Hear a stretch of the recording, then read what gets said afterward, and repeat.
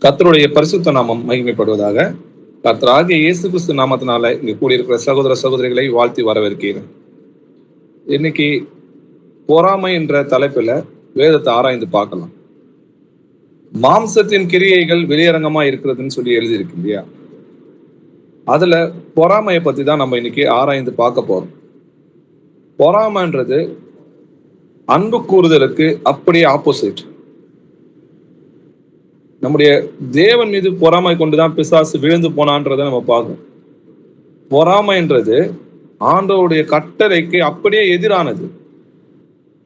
முதல்ல வாசிக்கலாம். கலாத்தியர் 5ஆம் அதிகாரம் 19 21 வசனங்கள் வரைக்கும் வாசிக்கலாம். மாம்சத்தின் கிரியைகள் வெளியரங்கமாயிருக்கின்றன. அவையாவன: விபச்சாரம், வேசித்தனம், அசுத்தம், காமவிகாரம், விக்கிரகாராதனை, பில்லி சூனியம், பகைகள், விரோதங்கள், வைராக்கியங்கள், கோபங்கள், சண்டைகள், பிரிவினைகள், மார்க்க பேதங்கள், பொறாமைகள், கொலைகள், வெறிகள், களியாட்டுகள் முதலானவைகளே. இப்படிப்பட்டவைகளை செய்கிறவர்கள் தேவனுடைய ராஜ்யத்தை சுதந்திரிப்பதில்லை என்று முன்னே நான் சொன்னது போல இப்பொழுதும் உங்களுக்கு சொல்லுகிறேன். ஆமென். ஆமென். கர்த்தருடைய பரிசுத்த நாமம் மகிமைப்படுவதாக. அப்போ மாம்சத்தின் கிரியைகள் வெளியரங்கமா இருக்குதுன்னு பார்த்தோம். அதுல விபச்சாரம், வேசித்தனம், அசுத்தம், காம விகாரம், விக்கிராராதனை, பில்லி சூனியம், பகைகள், விரோதங்கள், வைராக்கியங்கள், கோபங்கள், சண்டைகள், பிரிவினைகள், மார்க்க பேதங்கள், பொறாமைகள், கொலைகள், வெறியாட்டங்கள், களியாட்டங்கள் முதலியானவைகள். இப்படிப்பட்டவைகளை செய்கிறவர்கள் தேவனுடைய ராஜ்யத்தில் பிரவேசிப்பதில்லை என்றதை நம்ம பார்க்கிறோம். அப்ப முன் சொன்னது போல இப்போதும் சொல்கிறேன், அவங்க தேவனுடைய ராஜ்யத்தில் பிரவேசிப்பதில்லை. அப்போ இந்த பொறாமன்னு ஒண்ணு வந்துச்சுன்னா பகை வரும், விரோதங்கள் வரும், வைராக்கியம் வரும், கோபங்கள் வரும், சண்டைகள் வரும், கொலையில தான் அது போய் முடியும்.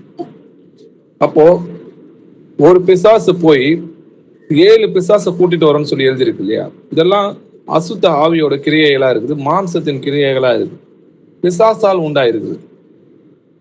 அப்ப இன்னைக்கு இந்த பொறாமை பத்தி வேதம் என்ன சொல்லுது?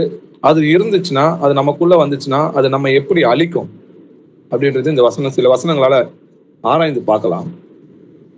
லேவியராகமம் 19ஆம் அதிகாரம் 28வது வசனம் வாசிக்கும்.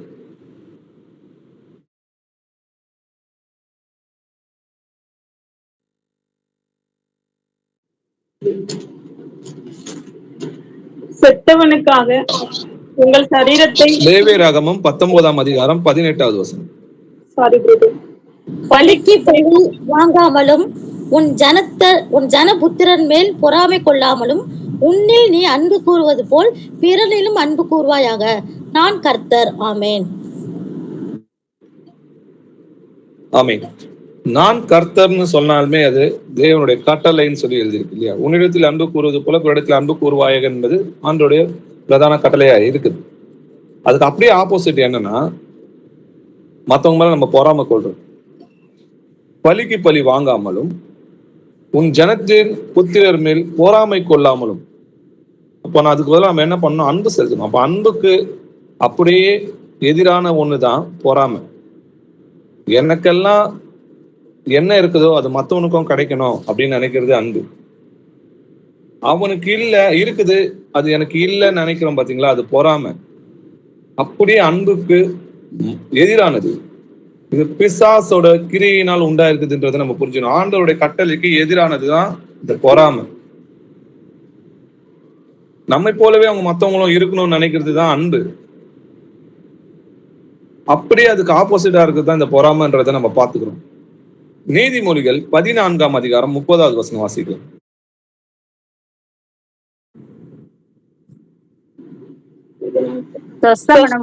ஜீவன், பொறாமையோ எலும்புருக்கி. சொஸ்த மனம் உடலுக்கு ஜீவன், ஆனா பொறாமையோ எலும்பு இருக்கு. அவங்க நல்லா இருக்காங்களே அப்படின்னு நினைச்சு இவங்க என்ன பண்றாங்க? தன்னைத்தானே அந்த எண்ணம் என்ன பண்ணும்? அவங்களை உருக்கிட்டே வரும். அப்போ சொஸ்த மனம்னா அவங்களும் நல்லா இருக்கணும், மற்றவங்க நல்லா இருக்கணும்ன்றவங்க அவங்களும் நல்லா இருப்பாங்க. பொறாமைப்படுறாங்க பாத்தீங்களா? இவங்க இப்படி நல்லா இருக்கிறாங்களேன்னு இவங்க நினைக்கும் போது அவங்க இன்னமும் கேடு உள்ளவங்களாதான் ஆவாங்க. நம்ம எதை விதைக்கிறோமோ அதை தான் நம்ம அறுப்போம். சொஸ்த மனம் உடலுக்கு ஜீவனை உண்டாகும். அதனாலதான் எல்லோருமே நல்லா இருக்கணும் அப்படின்றத நம்ம நினைக்கணும். ஆண்டோட கட்டளையிலே பார்த்தீங்கன்னா, இஸ்ரவேலை கேள், நம்முடைய தேவனாய கர்த்தர் ஒருவரே கர்த்தர்னு எழுதியிருக்கு. அதுக்கப்புறம் பார்த்தீங்கன்னா 2வது கட்டளை, உன்னை நேசிக்கிறது போல நீ பிறரை நேசிக்கணும். அப்போ 2வது கட்டளை என்னன்னா, மனிதர்கள் நம்மளுக்கு என்ன செய்யணும்னு நினைக்கிறோமோ அதுதான் மற்றவங்களுக்கு நம்ம செய்யணும். அதுதான் நியாயப்பிரமாணமும் தீர்க்க தரிசனமும் எழுதியிருக்கு. அதுக்கு அப்படியே எதிரான ஒண்ணுதான் இந்த பொறாமை கொள்ளுதல். இது 100% பிசாசினால் உண்டா இருக்குதுன்றதை நம்ம புரிஞ்சுக்கணும். யோபு 52ஆம் அதிகாரம் 2வது வசனம்.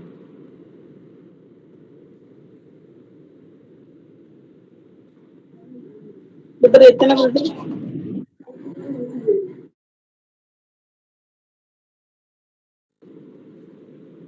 நீதி யோபு 5ஆம் அதிகாரம் 2வது வசனம்.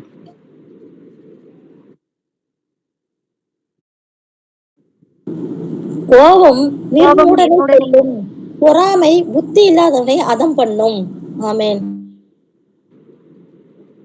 கோபம் என்ன பண்ணும்? நிர்மூடனை கொல்லும்.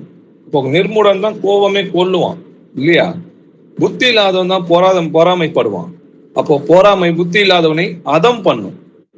கோபம் நிர்மூடனை கொல்லும். அந்த கோபம் தான் அப்படியே பொறாமையா மாறும். இல்ல பொறாமை தான் நம்மளுக்குள்ள கோபத்தையும் பிரிவினையும் சண்டைகளையும் உண்டாகும். சங்கீதம் 37ஆம் அதிகாரம் 1வது வசனம். பொல்லாதவர்களை குறித்து எரிச்சல் அடையாதே, நியாயக்கேடு செய்கிறவர்கள் பொறாமை கொள்ளாதே. பொல்லாதவர்களை குறித்து எரிச்சல் அடையாது. பிரதர் சிஸ்டர் ப்ளீஸ் யாராவது மியூட் பண்ணுங்க சிஸ்டர். யாருக்கும் எல்லாருக்கும் அது டிஸ்டர்பன்ஸா இருக்கும். ஆடியோ மியூட் பண்ணுங்க சிஸ்டர். பொல்லாதவர்களை குறித்து எரிச்சல் அடையாதே, நியாயக்கேடு செய்கிறவர்கள் மேல் பொறாமை கொள்ளாது. நம்ம நினைக்கிறோம் நம்ம கர்த்தரை கும்பிடுறோம், கர்த்தரை மாத்திரமே வணங்குறோம், அவருக்கு உண்மை உள்ளலாம் இருக்கிறோம். ஆனா நம்ம சில பாடுகளையும் சிச்சைகளையும் அனுபவிக்கிறோம். ஆனா அவங்களாம் நல்லா இருக்காங்களே, அநியாயக்காரங்களாம் நல்லா இருக்கிறாங்களே அப்படின்னு நிறைய பேர் கேட்கறது உண்டு எனக்கு. ஆனா அவங்களோட முடிவு மரணம். நம்ம அவருடைய பாடுகள் பட்டால் அவருடைய கூட நம்ம அரசும் ஆளுவோம்னு சொல்லி எழுதிருக்கு. அதனால இக்காலத்து பாடுகள் அக்காலத்துல நம்மளுக்கு கிடைக்க போற மகிமைக்கு ஒப்பிடத்தக்கது அல்லன்னு சொல்லி எழுதிருக்கு. அதனால பாடுகளை நம்ம சந்தோஷமா சகிக்கணும். ஏன்னா நம்ம அவர் கூட அரசால போறோம் இல்லையா? அதனால பொல்லாதவரை குறித்து நம்ம எரிச்சல் அடையக்கூடாது, நியாயக்கேடு செய்கிறவர்கள் நம்ம பொறாமை கொள்ளக்கூடாதுன்னு சொல்லி நீதிமொழிகள் நம்மளுக்கு எழுதியிருக்கு. நீதிமொழிகள் 3ஆம் அதிகாரம் 31வது வசனம்.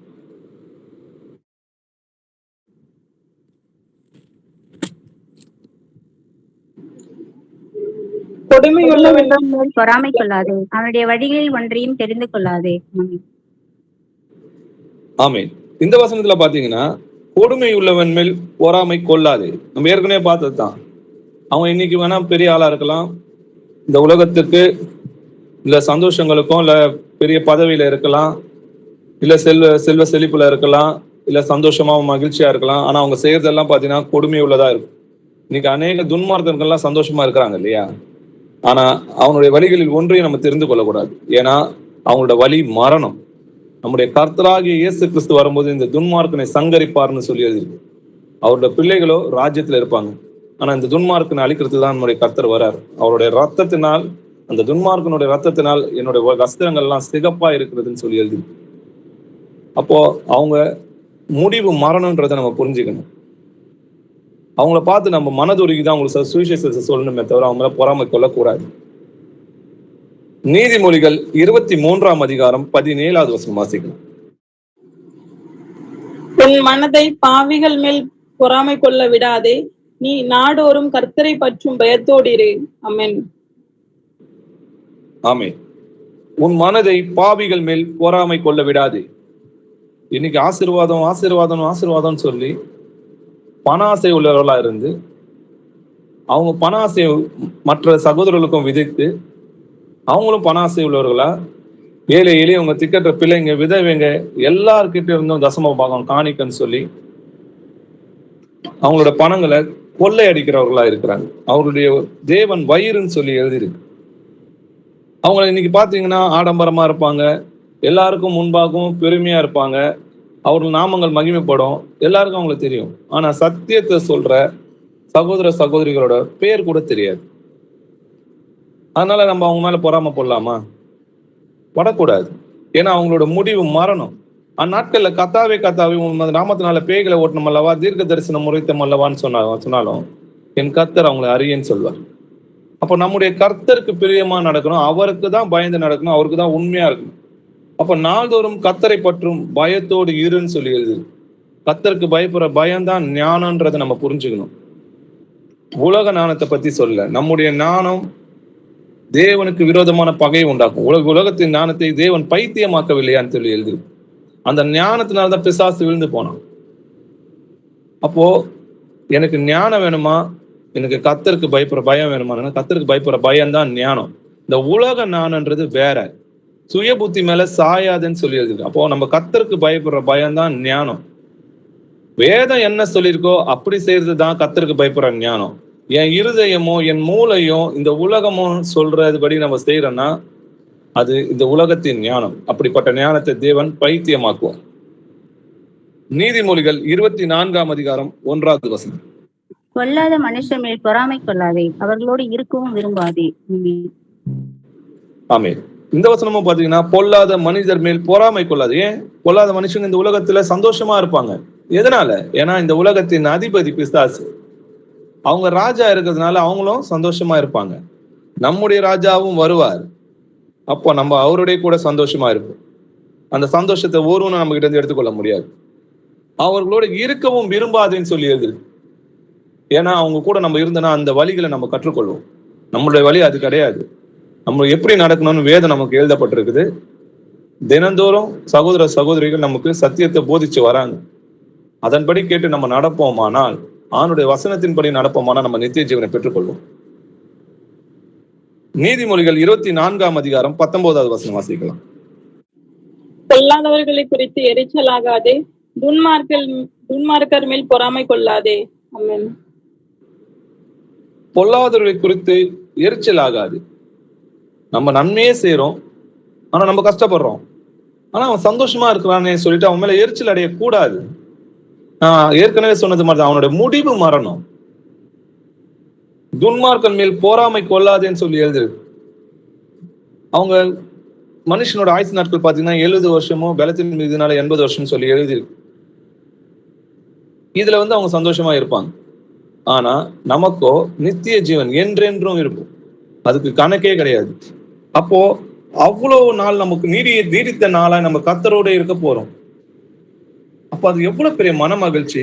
அது எப்போ கிடைக்கும்? கர்த்தருக்கு பயப்படுற பயத்தினால உண்டாகும். அது அவர் கட்டளைகளை கை கொள்ளும் போது, அவருக்கு பயந்து அவர் வழிகளை பின்பற்றும் போது நமக்கு கிடைக்க போற மகா பாக்கியம். அது இயேசு கிறிஸ்துவினால் உண்டானது. இது கிரியையினால் அல்ல, கிருபையினால் உண்டானது. அவரை விசுவாசிக்கிறது மூலமா, அவருடைய கட்டளைகளை கை கொள்ளுவது மூலமா, அவரிடத்துல அன்பு கூறுவது மூலமா நமக்கு கிடைக்குது. சங்கீதம் 37ஆம் அதிகாரம் 7வது வசனம் வாசிக்கலாம்.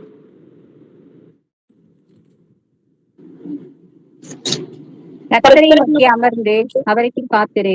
காரிய சித்தியுள்ளவன் மேலும் தீவினைகளை செய்கிறவன் மேலும் மனுஷன் மேலும் எரிச்சலாகாதே. ஆமென். கர்த்தரை நோக்கி அமர்ந்து ஒரு காரியம் நம்ம செய்யறோம், அது நடக்கலன்னா நம்ம என்ன பண்ணோம்? கர்த்தரை நோக்கி அமர்ந்து இருக்கணும். நான் ஏற்கனவே பார்த்தோம் இல்லையா, நம்ம ஜெபங்கள் ஏன் கேட்கப்படல? ஒண்ணு ஆண்டோடைய சித்தங்கள் இல்லாம இருக்கும், இல்ல ஆண்டோட சித்தத்தின்படி நம்ம கேட்காம இருப்போம். நம்ம துன்மார்க்கமா என் இருதயத்தை வச்சுட்டு நான் ஆண்டோட போய் ஜெபத்துல கேட்டோன்னு எனக்கு கிடைக்குமான்னு கேட்டா கிடைக்காது. அவருடைய கற்பனைகளை கை கொண்டு அவருக்கு பிரியமாய் நடந்தால் நீ வேண்டிக் கொள்வது எதுவோ அது நீ பெற்றுக்கொள்ள. முதல்ல விசுவாசம் இருக்கணும். இது ஆண்டோட சித்தப்படி நம்ம கேட்கிறோம், ஆண்டவர் இதை நமக்கு தருவார் அப்படின்னு நீங்க விசுவாசத்தோட கேட்கும்போது நம்மளுக்கு கிடைக்கும். அது வரைக்கும் நம்ம பொறுமையா என்ன பண்ணோம்? கர்த்தரை நோக்கி அமர்ந்திருந்தோம், அவருக்கு காத்திருக்கணும். காரிய சித்தி உள்ளவன் மேல் தீவினை செய்கிற மனுஷன் மேலும் எரிச்சல் ஆகாது. அப்போ ஒரு காரியம் அவங்க செய்யறாங்க, அவங்களுக்கு உடனே அது கிடைக்குது இல்லையா? அவன் என்ன பண்ண மாட்டான்? அப்ப நம்ம நினைக்கிறோம் நம்ம ஆண்டவரை நோக்கி எவ்வளவு நாளா காத்து கொண்டு இருக்கிறோம், ஆனா நம்மளுக்கு கிடைக்கல. இந்த துன்மார்க்கனுக்கு கிடைக்குதே, இவன் எது செஞ்சாலும் அவனுக்கு வாய்க்குதுன்னு சொல்லிட்டு அவனுக்கு பொறாமப்படக்கூடாது. ஆனா நமக்கு நித்திய ஜீவன் கிடைக்கும். எல்லாம் நம்ம உலகத்துல மனுஷன் உலகம் முழுவதும் ஆதாயப்படுத்தி கொண்டாலும் தன் ஜீவனை நஷ்டப்படுத்தினா அவனுக்கு என்ன பலன்? அவனுக்கு ஒண்ணுமே கிடையாது. ஆனா நான் உலகத்துல இருக்கிறது எல்லாத்தையும் இழந்து நான் நித்திய ஜீவனை பெற்றுக்கொண்டேன்னா அதோட மகிமை எப்படி இருக்கும்? அப்ப எது முக்கியம்? நித்திய ஜீவனே முக்கியம். அதனால அவங்க மேல நம்ம பொறாமை கொள்ளக்கூடாது, அவங்க மேல எரிச்சல் அடையவும் கூடாது. பிரசங்கி 4ஆம் அதிகாரம் 4வது வசனம்.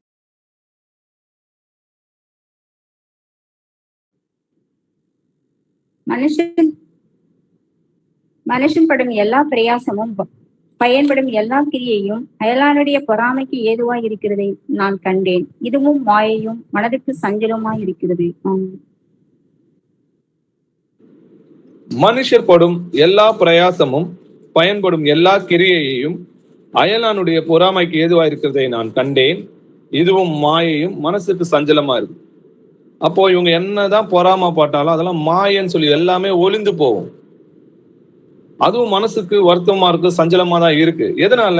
பிரசங்கி 9ஆம் அதிகாரம் 6வது வசனம் வாசிக்கலாம். அவர்கள் சிநேகமும் அவர்கள் பகையும் அவர்கள் பொறாமையும் எல்லாம் ஒழிந்து போயிட்டு சூரியனுக்கு கீழே செய்யப்படுகிறதொன்றிலும் அவர்களுக்கு இனி என்றைக்கும் பங்கில்லை. ஆமே. அவர்கள் சிநேகமும் அவர்கள் பகையும் அவர்கள் பொறாமையும் எல்லாம் ஒளிந்து போயிட்டு. அப்போ அவங்க ஒளிந்து போயிட்டு, அவங்க மட்டும் இல்ல, அந்த பொறாமையும் கோபம் மட்டும் ஒளிந்து போகாது, கூடவே அவங்களும் ஒளிந்து போவாங்க. அப்போ நரகம்னு ஒண்ணு இருக்குது, ஆக்கினை தீர்ப்புன்னு ஒண்ணு இருக்குது. நம்ம ஏற்கனவே படிச்சோம், மாம்சத்தின் கிரியைகள் வெளியரங்கமா இருக்குது, அதுல பொறாமையும் நம்ம படித்தோம். அப்படிப்பட்டவங்க தேவனுடைய ராஜ்யத்தில் சுதந்திரிப்பதில் என்று முன் நான் சொன்னது போல இப்போதும் உங்களுக்கு சொல்கிறேன்னு சொல்லி எழுதியிருக்கு. அப்போ அவங்க தேவனுடைய ராஜ்யத்தில் பிரவேசிப்பதில்லை, அவரோட முடிவு மரணம்ன்றத நம்ம பார்க்கிறோம். இந்த மாதிரி பொறாமையினால ரட்சிப்பை இழந்து போன சில பைபிள்ல இருக்கிற வசனங்களை நம்ம ஆராய்ந்து பார்க்கலாம். முதல்ல காயினை பத்தி நம்ம வாசிக்கலாம். ஆதியாகமம் 4ஆம் அதிகாரம் 2லிருந்து 8 வசனங்கள் வாசிக்கலாம். பின்பு அவனுடைய சகோதரனாகிய ஆபேலை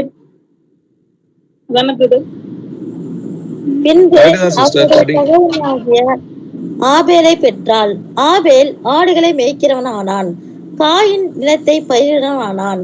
சில நாள் சென்ற பின் காயின் நிலத்தின் கனிகளை கர்த்தருக்கு காணிக்கையாக கொண்டு வந்தான். ஆபேலும் தன் மந்தையின் தலையீற்றுகளிலும் அவைகளிலும் கொழுமையானவைகளிலும் சிலவற்றை கொண்டு வந்தான். ஆபேலையும் அவன் காணிக்கையும் கர்த்தர் அங்கீகரித்தார். ஆமென். 8 வரைக்கும் படிங்க சிஸ்டர். 8 காயினையும் அவன் காணிக்கையும் அவர் அங்கீகரிக்கவில்லை. அப்பொழுது காயினுக்கு மிகவும் எரிச்சல் உண்டாகி அவன் முகம் நாடி வேறுபட்டது. அப்பொழுது கர்த்தர் காயினை நோக்கி, உனக்கு ஏன் எரிச்சல் உண்டாயிற்று? உன் முகநாடி ஏன் வேறுபட்டது? நீ நன்மை செய்தால் மேன்மை இல்லையோ? நீ நன்மை செய்யாதிருந்தால் பாவம் வாசற்படியில் படுத்திருக்கும். அவன் ஆசை உன்னை பற்றிருக்கும். நீ அவனை ஆண்டு கொள்வாய் என்றார். காயினும் தன் சகோதரனாகிய ஆபேலோடு பேசினான். அவர்கள் வயல்வெளிகளில் இருக்கும் சமயத்தில் காயின் தன் சகோதரனாகிய ஆபேலுக்கு விரோதமாய் எழுப்பி அவனை கொலை செய்தான். ஆமென். ஆமென். இப்போ காயின் ஆபேலோட கதையை நீங்க நல்லாவே எல்லாருக்குமே தெரிஞ்சிருக்கும் இல்லையா? காயனும் ஆபேலும் என்ன பண்றாங்க? கர்த்தருக்கு காணிக்கை கொண்டு வராங்க. காயின் பாத்தீங்கன்னா நிலத்தின் கனிகளை கர்த்தருக்கு கொண்டு வரான். ஆபேலோ தன் மந்தையில் தலையீட்டுகளில் அவைகள் கொழுமையானவைகளும் சிலவற்றை கொண்டு வரான். அப்போ ஆபேலையும் அவன் காணிக்கையும் கர்த்தர் அங்கீகரித்தார். காயினையும் அவன் காணிக்கையும் கர்த்தர் அவர் அங்கீகரிக்கல. அப்போ ஆண்டவர் தன்னோட சகோதரனோட காணிக்கையை ஏற்றுக்கொண்டாரே, நம்மளோட காணிக்கையை ஏற்றுக்கொள்ளலையே அப்படின்னொன்னுமே அவன் மேல எரிச்சல் அடைகிறான். காயினுக்கு மிகவும் எரிச்சல் உண்டாகின்னு சொல்லி எழுது. அவன் முகம் நாடி வேறுபட்டது. அப்போ பாருங்க, கர்த்தர் அவனோட காணிக்கை ஏத்துக்கிட்டாரு, என்னோட காணிக்கை ஏத்துக்கலையேன்னு அவன் முகம் மாறுது, அவன் எரிச்சல் அடைகிறான். யாரு மேல பாத்தீங்கன்னா தன்னோட சகோதரனாக ஆபேல் மேல்தான் அவன் எரிச்சல் அடைகிறான். அப்போ கர்த்தர் சொல்றாரு, கர்த்தர் காயினை நோக்கி, உனக்கு ஏன் எரிச்சல் உண்டாயிற்று? உன் முகம் நாடி ஏன் வேறுபட்டது? நீ நன்மை செய்தால் மேன்மை இல்லையோ? நீ நன்மை செய்யாதிருந்தால், நல்லா வசனம் பாருங்க, நன்மை செய்ய திராணி இருந்தும் அதை செய்யாமல் போனான் பாவம் சொல்லி எழுதிருக்கு. நீ நன்மை செய்யாதிருந்தால் பாவம் வாசற்படியில் படுத்திருக்கும். அப்போ நீ மனப்பூர்வமா உன் காணிக்கையை நன்மையாக கொண்டு வந்திருந்தீன்னா நான் உன் காணிக்கையை அங்கீகரித்திருப்பேனே. அப்போ உன்னோட மனம் உன்னோட காணிக்கையை நீ பரிசுத்தமா செலுத்தல, முழு ஆர்வமா நீ செலுத்தல, ஏதோ கடமைக்கு நீ செலுத்துற. அவனும் அதுல முதன்மையா இருக்கிறது, பிரியமா இருக்கிறது எடுத்துட்டு வந்து கர்த்தருக்கு செலுத்தணும்.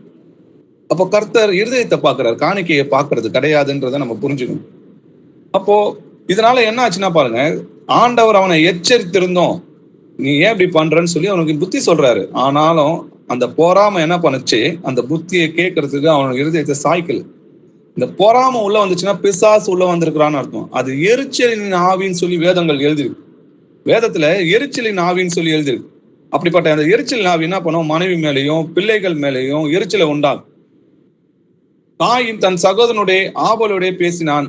அவர்கள் வயல்வெளியில் இருக்கும் சமயத்தில் காயின் தன் சகோதரனுடைய ஆபேலுக்கு விரோதமாக எழுதி அவனை கொலை செய்தான். அப்போ தந்திரம் தானாவே வருது, தந்திரமா அவனை கூட்டிட்டு போறான். எதனால? இந்த பொறாமை. இந்த பொறாமை வந்துச்சுன்னா கோபம், வைராக்கியம், விரோதம், சண்டை. ஒரு பிசாசு போய் 7 பிசாசை கொண்டு வந்து கடைசியில் அதுக்கு எங்க போய் முடியுதுன்னு பாத்தீங்கன்னா கொலையில தான் போய் முடியுதுன்னு வேதம் நமக்கு சொல்லுது. அப்போ இப்படிப்பட்ட பிசாசோட கிரியை அது, பிசாசோட ஆவி அது. அதை நம்ம ஒரு நாளும் செய்யக்கூடாது சொல்லி எழுதியிருக்கு. ஏன்னா அது தேவனுடைய கட்டளைக்கு விரோதமா இருக்குதுன்றதான் பார்க்கணும். மாம்சமும் ஆவியும் ஒன்றுக்கு ஒன்று விரோதமா இருக்குது. இப்போ மாம்சத்தின் கிரியைகள் பொல்லாதவைகளா இருக்குதுன்னு சொல்லி எழுதியிருக்கு. அது பிசாசினால் உண்டாயிருக்கு. இதனால என்ன அடைஞ்சான் காயன்? ஆபேலை கொன்றதுனால நித்திய ஜீவனை பெற்றுக்கொண்டானா, இல்ல வேற எதனா தான் ஒன்றிய ராஜாவா ஆயிட்டானா? அவன் இன்னும் கேடு கட்டு போனான்னு சொல்லி எழுதிருக்கு. அவன் கர்த்தரால் சபிக்கப்பட்டான்னு சொல்லி எழுதிருக்கு. ஆதியாகமம் 4ஆம் அதிகாரம் 11-12 வசனங்கள் வாசிக்கலாம். இப்பொழுது உன் சகோதரிய ரத்தத்தை உன் கையில் வாங்கிக் கொள்ள தன் வாயை திறந்த இந்த பூமியில் நீ சபிக்கப்பட்டிருப்பாய். நீ நிலத்தை பயிரிடும் போது அது தன் பலனை இனி உனக்கு கொடாது. நீ பூமியில் நிலையற்று அலைகிறனாய் இருப்பாய் என்றார். ஆமென். ஆமென். உன் சகோதரனுடைய ரத்தத்தை உன் கையிலே வாங்கிக் கொள்ள தன் வாயை திறந்த இந்த பூமியில் நீ சபிக்கப்பட்டிருப்பாய்.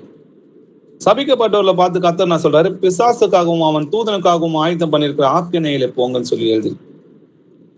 நீ நிலத்தை பயிரிடும் போது அது தன் பலனை இனி உனக்கு கொடாது. நீ பூமியில் நிலையற்று அலையறனா இருப்பான்னு சொல்லி தேவனாலே சபிக்கப்பட்டுப்போம். அப்ப இன்னைக்கு பொறாமை கொள்றவங்க கடைசி அவங்களோட முடிவு சாபத்துலதான் போய் முடியும்ன்றதை நம்ம புரிஞ்சுக்கணும். 1 யோவான் 3ஆம் அதிகாரம் 12வது வசனம் வாசிக்கலாம். பொல்லாங்கனால் உண்டாயிருந்து தன் சகோதரனை கொலை செய்த காயினை போலிருக்க வேண்டாம். அவன் எது நிமித்தம் அவனை கொலை செய்தான்? தன் கிரியைகள் பொல்லாதவைகளும் தன் சகோதரனுடைய கிரியைகள் நீதியுள்ளவைகளுமாய் இருந்தது நிமித்தம் தானே. ஆமென். காயின் எதுக்கு ஆபேலை கொண்டான்னு சொல்லி எழுதிருக்கு. யோவான் எழுதுறாரு பாருங்க, பொல்லாங்கனால் உண்டாயிருந்து தன் சகோதரனை கொலை செய்த காயினை போல இருக்க வேண்டாம். அப்போ காயின் யாரால உண்டானா? பொல்லாங்கனால் உண்டாகிறான் இல்லையா? 2 பேரையும் கர்த்தர் தான் உண்டாக்கினார். ஆனா வேதம் சொல்லுது காயின் பொல்லாங்கனால் உண்டாங்க. எதனால? யாரு தேவனுடைய சத்தத்தை கேட்டு அவர் படி நடக்கிறாங்களோ அவங்க தான் தேவனுடைய பிள்ளைகள். பிசாசோட சத்தத்தை கேட்டு நடக்கிறவங்க பிசாசோட பிள்ளைகள். அதனாலதான் அவன் உன் வித்துக்கும் அவள் வித்துக்கும் பகையை உண்டாக்குவேன்னு சொல்லியது. அப்போ தேவனுடைய சித்தத்தின்படி செய்கிறவங்க தான் தேவனுடைய பிள்ளைகள். என்னுடைய பிள்ளைகள் என்னுடைய சத்தத்துக்கு செவி கொடுக்கும், என் மந்தையில் உள்ள ஆடுகள் என் சத்தத்துக்கு செவி கொடுக்கும்னு சொல்லி எழுதியிருக்கு. அப்போ தேவனுடைய கட்டளைகளை கை கொள்கிறவன் தான் தேவனுடைய பிள்ளைகளா இருக்கிறாங்க. அதே போல பிசாசோட கிரியைகளை, இந்த உலகத்தின் அதிபதியா இருக்கிற சாத்தானோட கிரியைகளை கை கொள்றவன் சாத்தானோட பிள்ளைங்க தான். எது நிமித்தம் அவன் ஆபேலை கொலை செய்தான்? தன் கிரியைகள் பொல்லாதவைகளும் தன் சகோதரனுடைய கிரியைகள் நீதி உலகங்களுமா இருந்ததுனால தானே. அப்போ அவன் காணிக்கையில சுத்தம் கிடையாது, அவனுடைய கிரியைகளும் பொல்லாதவர்களா இருக்குது. அவனுக்கு ஆண்டவருக்கு ஒரு நல்ல ஒரு காணிக்கை கொடுக்காம பழுதற்றதை எடுத்து வந்து கொடுத்துருக்கான். ஆனா ஆபேலோ தன்னோட காணிக்கையில முதன்மையானதை, எது சிறப்பா இருக்குதோ அதை எடுத்துட்டு வந்து ஆண்டவருக்கு கொடுத்து ஆண்டவருக்கு முன்பாக இருந்து. அப்போ ஆண்டவர் என்ன பண்றாரு? இருதயத்தை பார்க்கிறாரு. அவரு காணிக்கையே பார்க்கறதுல அவனோட இருதயம் எப்படி இருக்கு. மனுஷன் முகத்தை பார்ப்பான், கர்த்தரோ இருதயத்தை பார்ப்பார்னு எழுதிருக்கு. அப்போ ஆபேலோட இருதயம் கர்த்தருக்கு செம்மையா இருந்ததுனால அவனுடைய காணிக்கையை அங்கீகரித்தார். இதே பாத்தீங்கன்னா பொல்லாங்கனால் உண்டாயிருந்த காயினோட காணிக்கை அவர் ஏற்றுக்கொள்ள, அதனாலதான் அவன் பொறாமை கொண்டு ஆபேலை கொலை செய்தான்றதை நம்ம பார்க்கிறோம். யூதா 1ஆம் அதிகாரம் 11வது வசனம் வாசிக்கலாம். இவர்களுக்கு ஐயோ, இவர்கள் காயனுடைய வழியில் நடந்து பிலேயம் கூலிக்காக செய்த வஞ்சகத்திலே விரைந்தோடி கோரா எதிர்த்து பேசின பாவத்திற்குள்ளாகி கெட்டு போனார்கள். ஆமென். இவர்களுக்கு ஐயோ, இவர்கள் காயினுடைய வழியில் நடந்து. அப்ப காயின் என்ன பண்ணா, பொறாமை கொண்டான்னு சொல்லி எழுதியிருக்கு. தன்னோட சகோதரன் மேல பொறாமை கொண்டு எரிச்சல் அடைந்து அவனை கொலை செய்தான். பீலேயாம் கூலிக்காக செய்த வஞ்சகத்தில் விரைந்தோடி கோரா எதிர்த்து பேசின பாவத்துக்குள்ளாக கெட்டு போனவங்க. இவங்க 3 பேருமே யாருன்னு பாத்தீங்கன்னா, ரட்சிப்பை பெற்றுக்கொண்டு தேவனை அறிந்து அவரோட முழு மகிமையும் தெரிந்து கொண்டு அற்புதங்களையும் அதிசயங்களையும் அவருக்கு பார்த்துட்டு அதுக்கப்புறம் பின்மாற்றம் அடைஞ்சு போனவங்க. காயின் பாத்தீங்கன்னா தேவனோட அந்த தோட்டத்துல இருந்தவங்க பாக்குறோம் இல்லையா. ஆதாம் ஏவாள் அவங்க வெளியே அனுப்புனதுக்கு அப்புறம் இவங்க 2 பேரும் அதுக்கப்புறம் நிறைய வம்சங்கள் உண்டாயிருக்குது பூமியில.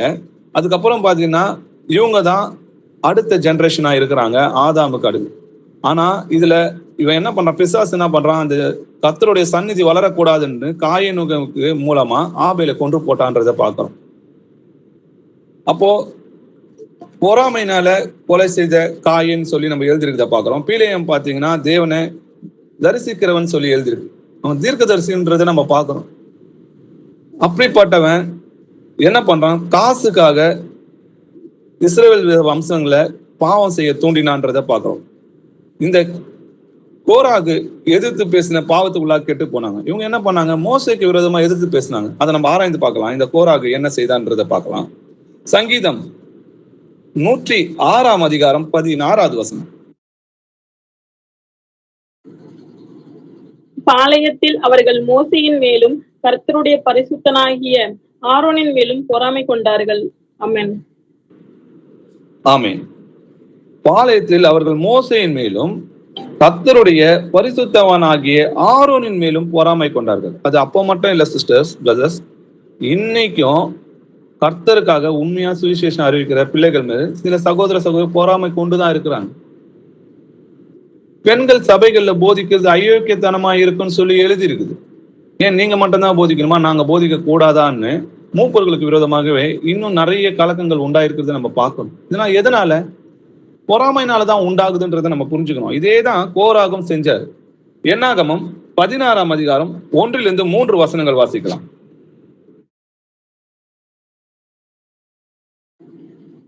லேவிக்கு பிறந்த கோகாத்தின் குமாரனாகிய இத்சேயாரின் மகன் கோராகு என்பவன் ரூபன் வம்சத்தில் உள்ள எலியாபின் குமாரராகிய தாத்தானையும் அபிராமையும் பேலேத்தின் குமாரனாகிய ஓனையும் கூட்டிக் கொண்டு இஸ்ரவேல் புத்திரரில் சபைக்கு தலைவர்களும்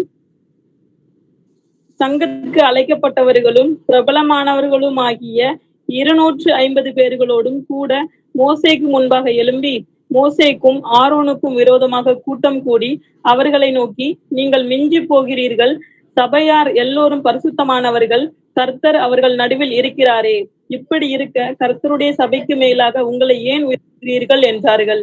ஆமென். ஆமென்.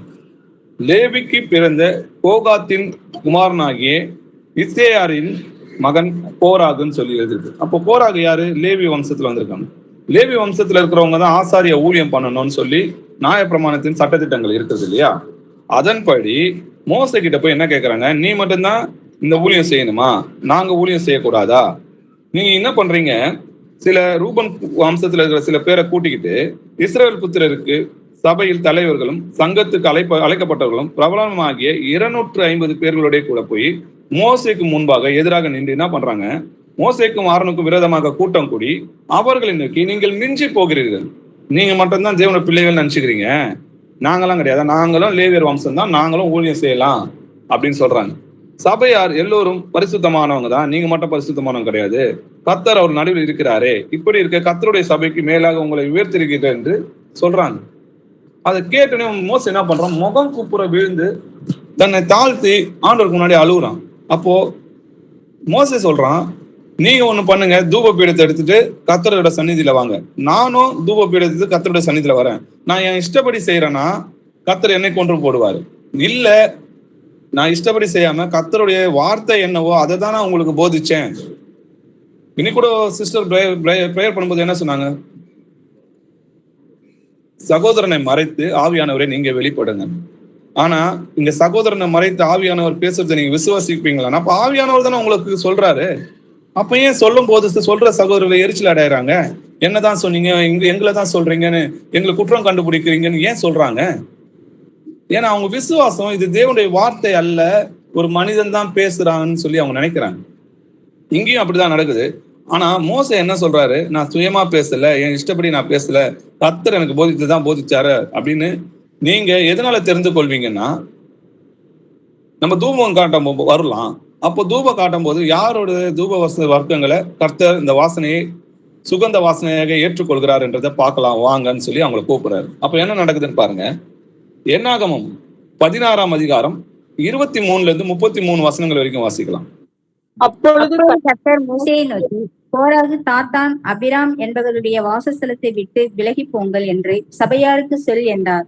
உடனே மோசே எழுந்திருந்து தாத்தான், அபிராம் என்பவரிடத்தில் போனான். இஸ்ரவேலின் மூப்பரும் அவனை பின் சென்று போனார்கள்.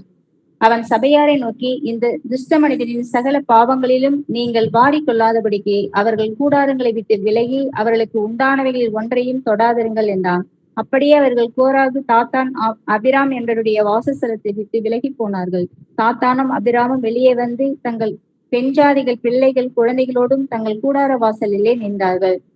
அப்பொழுது மோசே, இந்த கிரியைகளை எல்லாம் செய்கிறதற்கு கர்த்தர் என்னை அனுப்பினார் என்றும் அவைகளை நான் என் மனதின்படியே செய்யவில்லை என்றும் நீங்கள் எதனாலே அறிவீர்கள் என்றால், சகல மனிதரும் சாகிறபடி இவர்கள் செத்து சகல மனிதருக்கும் நேரிடுகிறது போல இவர்களுக்கும் நேரிட்டால் கர்த்தர் என்னை அனுப்பவில்லை என்று அறிவீர்கள். கர்த்தர் ஒரு புதிய காரியத்தை நேரிடச் செய்வதால் பூமி தன் வாயை திறந்து இவர்கள் உயிரோடே பாதாளத்தில் இறங்கத்தக்கதாக இவர்களையும் இவர்களுக்கு உண்டான யாவையும் விழுங்கி போட்டதேயானால் இந்த மனிதர் கர்த்தரை அவமதித்தார்கள் என்பதை அறிந்து கொள்வீர்கள் என்றான்.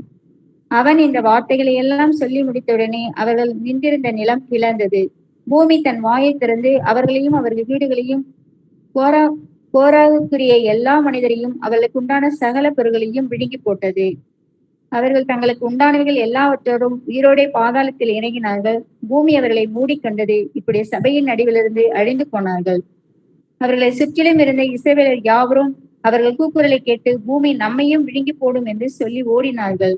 அக்கினி கர்த்தருடைய சன்னதியிலிருந்து புறப்பட்டு தூபம் காட்டின 250 பேரையும் பட்சித்து போட்டது. பின்பு கர்த்தர்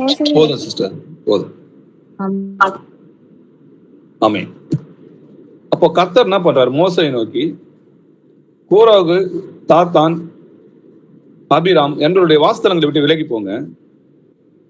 இந்த துஷ்ட மனிதரை சகல பாவங்களிலும் நீங்கள் வாரிக்கொள்ளாதபடிக்கு அவர்கள் கூடாரங்களை விட்டு விலகி அவர்களுக்கு உண்டானவைகள் ஒன்றும் தொடாதிருங்கள் என்றார். எதனாலன்னா, அவங்க யார அவமானப்படுத்தினாங்கன்னா கர்த்தரை நிந்தித்தாங்கன்னு சொல்லி எழுதியிருக்கு. அவங்க கர்த்தரை அவமதித்தார்கள் சொல்லி எழுதியிருக்கு. இந்த மனிதர் கர்த்தரை அவமதித்தார்கள் என்பதை அறிந்து கொள்வாங்க. அப்போ தேவனுடைய பிள்ளைகள் பேசுறத குற்றம் கண்டுபிடிக்கிறதோ இல்ல அது எனக்காக தான் சொல்றேன்றதையோ இல்ல அவங்க கிட்ட சண்டைக்கு போறதோ பொறாமை கொள்கிறதோ, வசனத்திலும் உபதேசத்திலும் பிரியப்படுறோம்ல, மூப்பர்கள் என்ன பண்ணுமா, ரெட்டிப்பான கவனத்திற்கு கனம் பண்ணணும்னு சொல்லி எழுதியிருக்கு. மற்றவங்கள போல ஒரு காசுக்காகவோ இல்ல காணிக்கைக்காகவோ இல்ல பதவிக்காகவோ இல்ல பெருமைக்காக இங்க இந்த சகோதர சகோதரிகள் பண்ணல. ஆண்டவர் மீது கொண்ட அன்புக்காக நன்றி அறிதல் உள்ளவராக இருங்கன்னு சொல்லி எழுதிருக்கு. எனக்காக ஜீவனை கொடுத்த கர்த்தருக்காக என்னுடைய ஜீவனை கொடுப்பேன்னு சொல்லி முன் வந்தாங்க. யாருமே கை தூக்கி நாங்க ஊழியத்துக்கு வரோம்னு சொல்லி வந்தவங்க கிடையாது. எல்லோருமே தன்னுடைய நாங்களை பாவின்னு சொல்லி அறிக்கையிட்டு நாங்களை பாவிகளும் அக்கறக்காரமா இருக்கிறோம் அப்படின்னு ஆண்டோடைய அன்பு என்னதுன்னு உரிந்தோம். யாருடைய பாவங்கள் அதிகமா மன்னிக்கப்படுது அவங்க அதிகமா அன்பு கூறப்பட்டாங்கன்னு சொல்லி எழுது. அப்படி அன்பு கூறும்போது நம்ம எனக்காக ஜீவனை கொடுத்த கர்த்தருக்காக நாங்க ஏதாவது செய்யணும்னு நினைக்கும் போது இது கர்த்தரால் ஏற்படுத்தப்பட்டது. நீங்க எல்லாம் சீர்பொருந்தி அவருடைய ராஜ்யத்துல நிற்கணுன்றதுக்காக கர்த்தரால் ஏற்படுத்தப்பட்ட சகோதர சகோதரிகளை எதிர்த்து பேசுறது எப்படி இருக்குதுன்னா கர்த்தரை அவமதிக்கிறதுக்கு சமம்னு சொல்லி வசனம் எழுதிருக்கு. அப்போ மோசே சொல்றத பாருங்க, இந்த கிரியை எல்லாம் செய்கிறதுக்கு கர்த்தர் என்னை அனுப்பினார் என்றும் அவைகளை நான் என் மன விருப்பத்தின்படி செய்யவில்லை என்றும் நீங்கள் எதினால் அறிவீர்களானால் சகல மனிதரும் சாகிறபடி இவர்கள் செத்து சகல மனிதருக்கும் நேரிடுவது போல இவர்களுக்கு நேரிட்டால் கர்த்தர் என்னை அனுப்பவில்லை என்று அறிவீர்கள் சொல்றார். அப்போ கர்த்தர் ஒரு புதிய காரியத்தை செஞ்சு பூமி தன் வாயை திறந்து அவர்கள் உயிரோடே பாளையத்தில் இறங்கத்தக்கதாக இவர்களுக்கு உண்டான யாவரையும் விழுங்கி போட்டதே. ஆனால் இந்த மனிதர் கர்த்தரை அவமதித்தார்கள் என்பதை அறிந்து கொள்வார்கள் என்று சொல்லி எழுதி. அப்போ அதே போல பூமி அவர்களை மூடிக்கொண்டது. இப்படி சபையார் நடுவில் இருந்து அவங்க அழிந்து போனார்கன்றதை நம்ம பார்க்கணும்.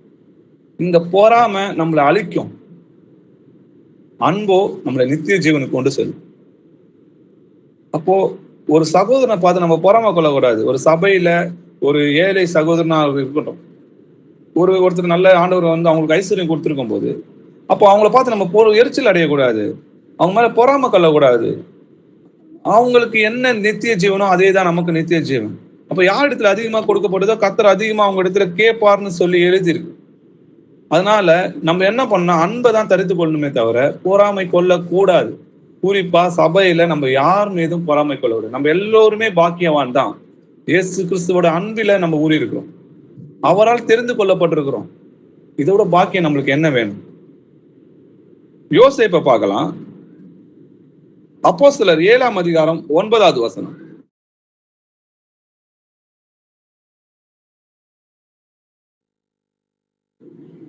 அந்த கோத்திர பிதாக்கள் பொறாமை கொண்டு யோசேப்பை எகிப்துக்கு கொண்டு போகும்படியாக விற்று போட்டார்கள். ஆமென். ஆமென். இஸ்ரவேலுக்கு 12 பிள்ளைங்கன்னு பாக்குறோம் இல்லையா, யாக்கோபு. அதுல யோசேப்பு வந்து அவங்க தகப்பனுக்கு பிரியமா இருந்தாருன்றதை நம்ம பார்க்கணும். ஒண்ணு மீதி இருக்கிற அந்த 10 சகோதரர்களும் என்ன பண்றாங்க, யோசேப்பு மேல பொறாமை கொண்டு அவன் என்ன பண்றாங்க, எகிப்துல அடிமையா விற்று போடுறாங்க. வாசிக்கலாம் ஆதியாகமம் 37ஆம் அதிகாரம் 3ல இருந்து 5 வசனங்கள் வரைக்கும்.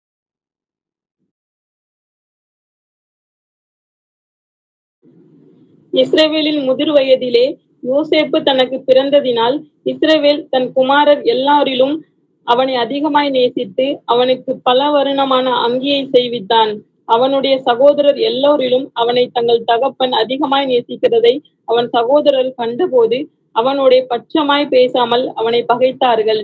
யோசேப்பு ஒரு சொப்பனம் கண்டு அதை தன் சகோதரருக்கு அறிவித்தான். அது நிமித்தம் அவனை இன்னும் அதிகமாய் பகைத்தார்கள். அவன் அவர்களை நோக்கி, நான் கண்ட சொப்பனத்தை கேளுங்கள். ஆமென். சிஸ்டர், இஸ்ரவேலில் முதிர் வயதிலே யோசேப்பு தனக்கு பிறந்ததினால் இஸ்ரவேல் தன் குமாரர் எல்லோரிலும் அவனை அதிகமாக நேசித்தார். கடைசியாதான் பெஞ்சமினோ யோசேப்பை பிறகுறாங்களே, யோசேப்போட தம்பி தான் பெஞ்சமின்ன்றதை நம்ம பார்க்கிறோம். அப்போ அவன் என்ன பண்றாரு, தன் குமாரன் எல்லோரிலும் அவனை அதிகமாக நேசித்து அவனுக்கு பல வர்ணமான அங்கிகளை கொடுக்கிறாரு. அப்போ எல்லா பிள்ளைகளை காட்டிலும் யோசேப்பு அதிகமா நேசிக்கும் போது மற்ற சகோதரருக்கு என்ன ஆகுதுன்னா அவன் மேல எரிச்சல் உண்டாகுது, அவன் மேல பொறாமை கொண்டாங்கன்னு சொல்லி எழுதியிருக்குது இல்லையா. அது மட்டும் இல்லாம யோசேப்பு ஒரு சொப்பனம் கண்டு அதுல நீங்க எல்லோரும் என்னை வணங்குறது போல நான் கண்டேன் அப்படின்னு சொன்னோன்னையும் அது நிமித்தம் அவனுக்கு மேல இன்னுமா அவனை பகைச்சு நாங்க எல்லாம் உன்னை வணங்கணுமா அப்படின்ற மாதிரி அவன் மேல பொறாமைப்படுறாங்க, கோபம் வர்றாங்க, எரிச்சல் அடைறாங்க. வாசிக்கலாம் ஆதியாகமம் 37ஆம் அதிகாரம் 7ல இருந்து 8 வசனங்கள். நாம் வயலில் அடுத்த அரிகளை கட்டி கொண்டிருந்தோம். அப்பொழுது என்னுடைய அரிக்கட்டு நிமிர்ந்திருந்தது. உங்கள் அரிக்கட்டுகள் என் அரிக்கட்டை சுற்றி வணங்கி நின்றது என்றான். அப்பொழுது அவன் சகோதரர் அவனை பார்த்து, நீ எங்கள் மேல் துரைத்தனம் பண்ணுவாயோ, நீ எங்களை ஆளப் போகிறாயோ என்று சொல்லி அவனை அவன் சொப்பனங்களின் நிமித்தமும் அவன் வார்த்தைகளின் நிமித்தமும் இன்னும் அதிகமாய் பகைத்தார்கள். ஆமீன். ஆமீன். நான் வயலில் அடுத்த அரிக்கட்டுகளை கட்டி கொண்டிருந்தோம். அப்போது என்னுடைய அரிக்கட்டு நிமிர்ந்திருந்தது. உங்கள் அரிக்கட்டுகள் என் அரிக்கட்டுகளை சுற்றி வணங்கி நின்றதுன்னாங்க. அப்போ நீங்க எல்லாம் என்னை வணங்குறீங்க அப்படின்னு அவன் சொப்பனமா கண்டதா சொல்றான். அப்போது அவன் சகோதரர் அவனை பார்த்து, நீ எங்கள் மேல் துரைத்தனம் பண்ணுவாயோ, நீ எங்களை ஆளப் போகிறாயோ என்று சொல்லி அவன் சொப்பனங்கள் நிமித்தம் அவன் வார்த்தைகளின் நிமித்தமும் இன்னும் அதிகமாக என்ன பண்றாங்க, பகைத்தார்கள் சொல்ற. எப்ப பொறாம வந்துச்சோ அப்படியே அது கொஞ்சம் கொஞ்சமா வளரும். பகை, விரோதம், கடைசியில் அது கொலை செய்யற வரைக்கும் எடுத்துட்டு போவோம். ஆதியாகமம் 37ஆம் அதிகாரம் 11வது வசனம் வாசிங்க. அவன் சகோதரர் அவனை பொறாமை கொண்டார்கள். அவன் தகப்பனோ அவன் சொன்னதை மனதிலே வைத்துக் கொண்டான். ஆமென். அவன் சகோதரர் அவன் மேல் பொறாமை கொண்டார்கள் சொல்லி திரும்பவும் எழுது. அவன் தகப்பனோ அவன் சொன்னதை மனதில் வைத்துக்கொண்டான். ஆதியாகமம் 37 18-20 வசனங்கள் வாசிக்கும். அவர்கள் அவனை அவனை தூரத்திலே வர கண்டு அவன் தங்களுக்கு சமயமாய் வரும் முன்னே அவனை கொலை செய்யும்படி சதியோசனை பண்ணி ஒருவரை ஒருவர் நோக்கி, இதோ சொப்பனக்காரன் வருகிறான், நாம் அவனை கொன்று இந்த குழிகள் ஒன்றிலே அவனை போட்டு ஒரு துஷ்டமிருகம் அவனை பட்சித்தது என்று சொல்லுவோம், வாருங்கள், அவனுடைய சொப்பனங்கள் எப்படி முடியும் பார்ப்போம் என்றார்கள். ரூபன் அதை கேட்டு அவனை அவன் கை தப்புவித்து அவர்கள் அவனை தூரத்தில் வர கண்டு அவன் தங்களுக்கு சமீபமாய் வரும் முன்னே அவனை கொலை செய்யும்படி சதியோசனை பண்றாங்க.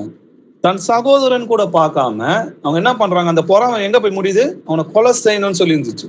ரூபனோ அவங்க என்ன பண்றாங்க, அவனோட கைக்கு தப்பி வைத்தான்றதை பார்க்கிறோம். அப்போ ஒருவர் நோக்கி, இதோ சொப்பனக்காரன் வருகிறான், நாம் அவனை கொன்று இந்த குழியில் ஒன்றிலே அவனை போட்டு ஒரு துஷ்டமிருகம் அவனை பட்சித்து போட்டது என்று சொல்லுவோம், வாருங்கள். அப்போ அவனோட சொப்பனம் எப்படி நிறைவேறுதுன்றது நம்ம பார்க்கலாம்.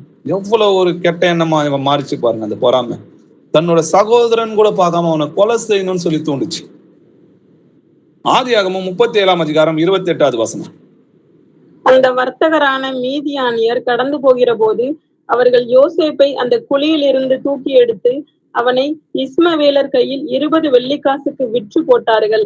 அவர்கள் யோசேப்பை எகிப்திற்கு கொண்டு போனார்கள். ஆமென். ரூபன் என்ன பண்றான், இவங்க கைக்கு அவனை தப்பி வைத்து நீ கொலை செய்யக்கூடாதுன்னு சொல்லி அவன் என்ன பண்றாங்க, காக்குறான். ஆனா இவங்க என்ன பண்றாங்க, இஸ்மவேலர் கையில 20 வெள்ளிக்காசுக்கு வித்து போடுறாங்கன்றத பாக்குறோம். அவனை எகிப்துக்கு அடிமையா கொண்டு போகப்பட்டாங்க. ஆனா கர்த்தரோ யோசேப்போட இருந்து அந்த எகிப்துக்கு அதிபதி ஆக்கினார். இந்த வசனங்கள் வாசிக்கலாம் பாருங்க. இவங்க சொப்பனம் எப்படி நிறைவேறும்னு கேட்டாங்க இல்லையா, கர்த்தருடைய வார்த்தைகள் ஒன்றும் தலையில விழாது. ஆதியாகமம் 42 5-6 வசனங்கள். கானான் தேசத்திலே பஞ்சம் உண்டாயிருந்தபடியால் தானியம் கொல்ல போகிறவர்களுடனே கூட இஸ்ரவேலின் குமாரரும் போனார்கள். ஆமென். 6வது வசனம் வாசிங்க. யோசேப்புக்கு அத்தேசத்துக்கு அதிபதியாய் இருந்து தேசத்தின் ஜனங்கள் யாவருக்கும் விற்றான். யோசேப்பின் சகோதரர் வந்து முகம் குப்புற தரையிலே விழுந்து அவனை வணங்கினார்கள். ஆமேன். ஆமேன். அப்போ ஊரெங்கும் பஞ்சம் ஏற்படுது. அப்ப இஸ்ரவேல் குமார் என்ன பண்ணாங்க, எகிப்துக்கு போறாங்க. ஆனா அங்க எகிப்துல யோசேப் எப்படி இருக்கிறான், அத்தேசத்துக்கு அதிபதியா இருந்து, அப்போ அதிபதியா இருக்கிறான். மீதி இருக்கிற இந்த 10 சகோதரனும் போய் என்ன பண்ணாங்க, முகம் கூப்புற விழுந்து தரையில விழுந்து அவனை வணங்கினார்கள் சொல்லி எழுது. அப்போ அந்த சொப்பனம் நிறைவேறுது இல்லையா, பொறாமை கொண்டு அவனை என்ன பண்ணாங்க, அடிமையா விற்று போட்டாங்க, இல்ல கொலை செய்யணும்னு பார்த்தாங்க. ஆனா இவங்க என்ன பண்ண, கடைசியில கர்த்தர் என்ன பண்ணாரு, அவங்களோட கால்கள்ல விழ வைத்தாருன்றதை நம்ம பாக்குறோம். ஆனா யோசேப்புக்கு அந்த நேரத்துல பழிக்கு பழி வாங்க முடியும். பழி வாங்குது இந்த பொறாமை குணம் உள்ளது. ஆனா யோசேப்பு பழிக்கு பழி வாங்கல. அதுக்கு பதிலா என்ன செஞ்சானா, அவங்க மீது அன்பு கொண்டான். தன்னுடைய சகோதரனை கண்டு மனதுருகி அழுந்தான். அன்பு கொண்டான்னு சொல்லி எழுதியிருக்கு. அவங்களுக்கு தேவையானதெல்லாம் கொடுத்தான். கர்த்தர் அவனை எப்படி ஆசீர்வதித்தார் தெரியுமா? 1 நாளாகமம் 5 1-2 வசனங்கள்.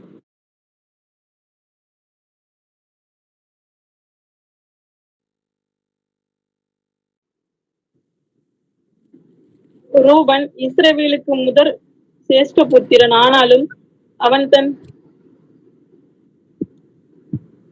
தன் தகப்பனுடைய மஞ்சத்தை தீட்டுப்படுத்தினபடியினால் கோத்திரத்து அட்டவணையிலே அவன் முதற் பிறந்தவனாக எண்ணப்படாமல் அவனுடைய சேஷ புத்திர சுதந்திரம் இஸ்ரவேலின் குமாரனாகிய யோசேப்பின் குமாரருக்கு கொடுக்கப்பட்டது. யூதா தன் சகோதரரிலே பலத்ததினால் ராஜாதிபத்தியம் அவன் சந்நிதியில் உண்டானது. ஆகிலும் சேஷ்ட புத்திர சுதந்திரம் யோசேப்புடையது ஆயிற்று. ஆமென். ரூபன் தான் இஸ்ரவேலோட ஸ்ரேஷ்ட புத்திரன்றதை நம்ம பார்க்கணும். ஸ்ரேஷ்ட புத்திரனா அவனுக்கு 2 பங்கு பாகம் கொடுக்கணும். அவனுக்கு தான் எல்லா கனமும் கொடுக்கணும். ஆனா அவன் என்ன பண்ணான், தன் தகப்பனுடைய மஞ்சத்தை தீட்டுப்படுத்தினால கோத்திர அட்டவணையில இருந்து அவன் முதற் பிறனாக எண்ணப்படாமல் அவனுடைய ஸ்ரேஷ்ட புத்திர பாகத்தை இஸ்ரவேலின் குமாரனாகிய யோசேப்பின் குமாரனுக்கு கொடுக்கப்பட்டது. ஏன் மற்றவன் யாருக்காவது கொடுத்துருக்கலாமே, ஏன் யோசேப்பு கொடுக்கணும்? அவன் தப்பு செஞ்சான், சரி, அந்த பாவத்தை அந்த சிரேஷ்ட புத்திர பாகத்தை அடுத்த வரவனு கொடுத்துருக்கலாமே.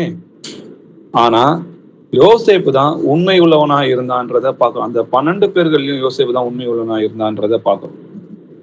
யூதா தன் சகோதரிலே பலத்தினால் ராஜ்யபத்தியம், அதாவது ராஜ யோகம் யாருக்குன்னு பாத்தீங்கன்னா, ராஜாக்கள்னா யார் ஆவாங்கன்னு பாத்தீங்கன்னா யூத வம்சத்துல இருக்கவங்க தான் ஆவாங்க இல்லையா. அவன் சந்நிதியில் உண்டானது. ஆனாலும் சிரேஷ்டபுத்திர பாகம் யாருக்கு கிடைச்சதுன்னு பாத்தீங்கன்னா யோசேப்போடைய பிள்ளைகளுக்கு கிடைச்சதுன்றதை நம்ம பாக்குறோம். யோசேப்போடையது ஆயிற்றுன்னு சொல்லி எழுதியிருக்கு. எரேமியா 31 அதிகாரம் 9வது வசனம் வாசிங்க.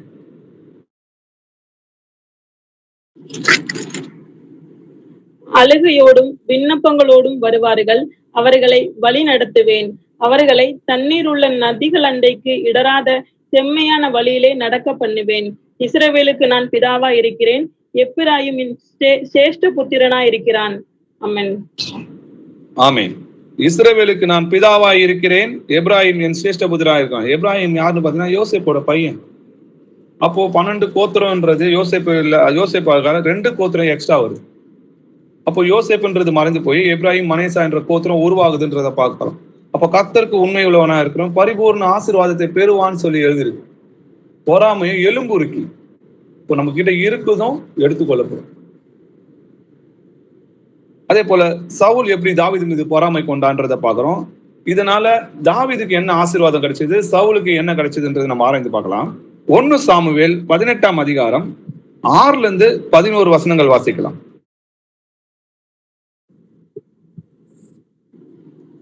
தாவீது பெலிஸ்தனை கொண்டு திரும்பி வந்த பின்பு ஜனங்கள் திரும்ப வரும்போதும் ஸ்திரீகள் இஸ்ரவேலின் சகல பட்டணங்களிலிருந்து ஆடல் பாடலுடன் புறப்பட்டு மேளங்களோடும் கீத வாக்கியங்களோடும் சந்தோஷமாய் ராஜாவாகிய சவுலுக்கு எதிர்கொண்டு வந்தார்கள். அந்த ஸ்திரீகள் ஆடி பாடுகையில், சவுல் கொன்றது 1000, தாவீது கொன்றது 10,000 என்று முறைமுறைப்படியாக பாடினார்கள். அந்த வார்த்தை சவுலுக்கு விசனமாய் இருந்தது. அவன் மிகுந்த எரிச்சல் அடைந்து, தாவீதுக்கு 10,000 எனக்கோ 1000 கொடுத்தார்கள், இன்னும் ராஜாங்கம் மாத்திரம் அவனுக்கு குறைவாய் இருக்கிறது என்று சொல்லி அந்நாள் முதற்கொண்டு சவுல் தாவீதை காய்காரமாய் பார்த்தான். மறுநாளிலே தேவனால் விடப்பட்ட பொல்லாத ஆவி சவுலின் மேல் இறங்கிற்று. அவன் வீட்டிற்குள்ளே தீர்க்க தரிசனம் சொல்லிக் கொண்டிருந்தான். அப்பொழுது தாவீது தினந்தோறும் செய்கிறபடி தன் கையினால் சுரமண்டலத்தை வாசித்துக் கொண்டிருந்தான். சவுலின் கையில் ஈட்டி இருந்தது. அப்பொழுது சவுல் தாவீதை சுவரோடு சேர்த்து உருவ குத்தி போடவேன் என்று ஈட்டியை அவன் மேல் எறிந்தான். ஆனாலும் தாவீதை விலகி 2 தரம் அவனுக்கு தப்பினான். கர்த்தர் தாவீதோடு கூட. ஆமென். சவுல் தாவீது பெலிஸ்தரை கொன்று திரும்பி வந்தபோது, அப்போ ஜனங்கள் திரும்ப வரும்போது என்ன பண்றாங்கன்னா, ஸ்திரீகள் இஸ்ரவேலின் சகல பட்டணங்களிலும் ஆடலும் பாடலுடன் புறப்பட்டு மேலத்தாளங்களும் கீத வார்த்தங்களும் சந்தோஷமாக ராஜாவாகிய சவுலுக்கு எதிர்கொண்டு வராங்க. அப்ப என்ன பண்றாங்க, இந்த ஸ்திரீகள் ஆடி பாடுகையில அவங்க சொன்ன வசனம் என்னன்னு பாத்தீங்கன்னா, சவுல் கொன்றது 1000, தாவீது கொன்றதோ 16,000 என்று முறையாக பாடினாங்க. அப்போ கோலியாத்தை கொல்றது எப்படி இருக்குன்னா, 16,000 பேரை கொல்றதுக்கு சமம்னா, 16,000 எண்ணில் அடங்காதுன்னு அர்த்தம். அவ்வளவு பேரை கொல்றதுக்காரங்க. தாவீது பேர் நீ 1000 கொன்று என்ன பிரயோஜனம்? சவுல் கொன்றது, தாவீது கொன்ற அந்த ஒருத்தனுக்கு சமமாகுமா அப்படின்ற மாதிரிதான் அந்த பாடல் இருந்தது. அந்த வார்த்தை சவுலுக்கு விசனமாய் இருந்தது. அவன் மிகவும் எரிச்சல் அடைந்து, எப்போ தனக்கு முன்பாக ஒருத்தனை உயர்த்தும் போது இவங்களுக்கு என்ன ஆகுதுன்னா எரிச்சல் ஆகுது. அது விசனமா அடைகிறாங்க. முதல்ல துக்கமாவாங்க, அடுத்தது அது எரிச்சலாய் மாறுதுன்றதை நம்ம பார்க்கிறோம். தாவீதுக்கு 16,000 எனக்கோ 1000 கொடுத்தார்கள், இன்னும் ராஜாங்க மாத்திரம் அவனுக்கு குறைவா இருக்கிறது என்று சொல்லி அந்நாள் முறை கொண்டு தாவீதை காய்மகரமாய் பார்த்தானா. அவனை பொறாமையோ எண்ணத்தோட பார்க்கறான், விரோதமா பார்க்கறான். அப்போ என்னன்னு பாத்தீங்கன்னா, மறுநாளிலே தேவனால் விடப்பட்ட பொல்லாத ஆவி சவுலின் மேல் இறங்கிட்டு. சவுல் கர்த்தரால் அபிஷேகம் பண்ணப்பட்டவர்.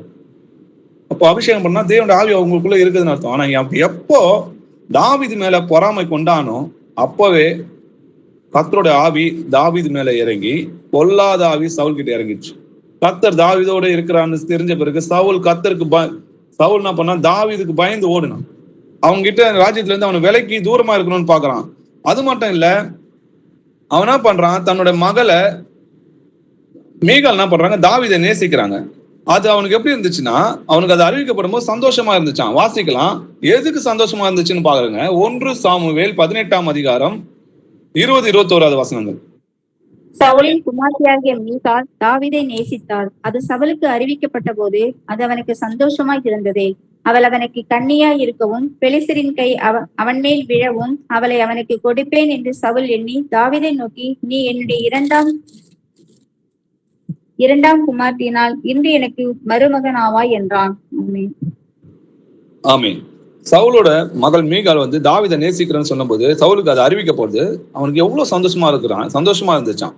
எதனால பாருங்க, அவள் அவனுக்கு கன்னியா இருக்கவும் பெலிஸ்தரின் கை அவன் மேல் விழவும் இவளை நான் அவளுக்கு விவாகம் பண்ணி கொடுப்பேன் அப்படின்னு சொல்லி சந்தோஷப்படுறான். எதுக்காக? அவன் மறிக்கணும், அவனை கொல்லணும், அவனை அழிக்கணும்ன்றதுக்காக இவன் வந்து தன் மகளுக்கு கொடுத்து அவனை கொல்லணும்னு நினைக்கிற அளவுக்கு அந்த பொறாமை எங்க போய் நிக்குதுன்னா, அந்த கொலை வெறி உச்சத்துல போய் நிக்குது.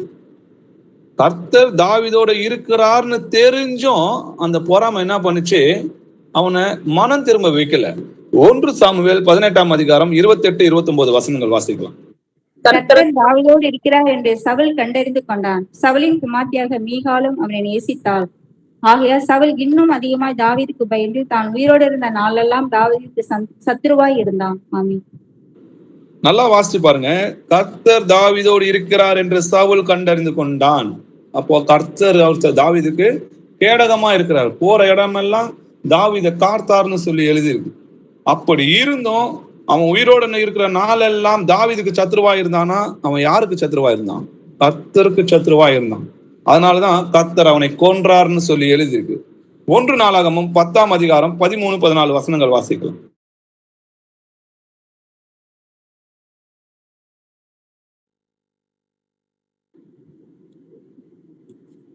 பெலிஸ்தர் சவுலுக்கு செய்த எல்லாவற்றையும் 1 நாளாகமம் 10ஆம் அதிகாரம் 13-14 வசனங்கள்.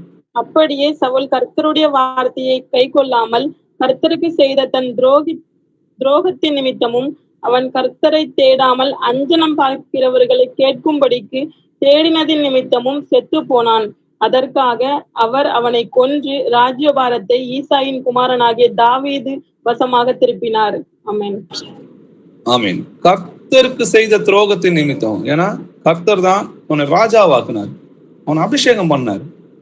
அந்த அபிஷேகம் கர்த்தரால் அபிஷேகம் பண்ணப்பட்டவர்ன்றதுனாலதான் தாவீதுக்கு 2 முறை சவுலை கொல்றதுக்கு வாய்ப்பு கிடைச்சிருந்தோம். கர்த்தரால் அபிஷேகம் பண்ணப்பட்டவர் மேல நான் கையை வைக்க மாட்டேன்னு சொல்லி கர்த்தருக்கு பயந்து நடங்கினான். தீமைக்கு நன்மை செய்தான். அதனாலதான் என் இருதயத்துக்கு ஏற்ற தாசன் சொல்லி தாவீதை சொல்றாரு. அப்போ கர்த்தர் தாவீதோட இருக்கிறார் என்றதை தெரிந்தும் தாவீதை எதிர்த்த நீ கர்த்தரையே எதிர்த்து நின்றதுக்கு தான் சமம். அதற்காக அவர் அவனை கொன்று ராஜ்யபாரத்தை ஈசாயின் குமாரனாகிய தாவீது வசமாக திருப்பினார். அதே போலதான் இந்த பிரதான ஆசாரியர்கள் என்ன பண்றாங்க? ஏன் அவங்க சுவிசேஷத்தை ஏத்துக்கல? ஏசப்பாவை ஏன் கொலை செஞ்சாங்க? இதே பொறாமையினாலதான். வாசிக்கலாம். மார்க் 15ஆம் அதிகாரம் 9வது வசனம். பொறாமையினாலே பிரதான ஆசாரியர்கள் அவரை ஒப்பு கொடுத்தார்கள் என்று பிலாத்து அறிந்து. ஆமென். அப்போ பிலாத்துக்கு தெரியுது இல்லையா, எதனால இயேசு கிறிஸ்துவ இந்த ஆசாரியர்கள் எதுக்கு கொலை சிலுவையில ஒப்பு கொடுக்குறாங்கன்னா, பொறாமையினாலே பிரதான ஆசாரியர்கள் அவரை ஒப்பு கொடுத்தார் என்று பிலாத்தே அறிந்திருக்கு.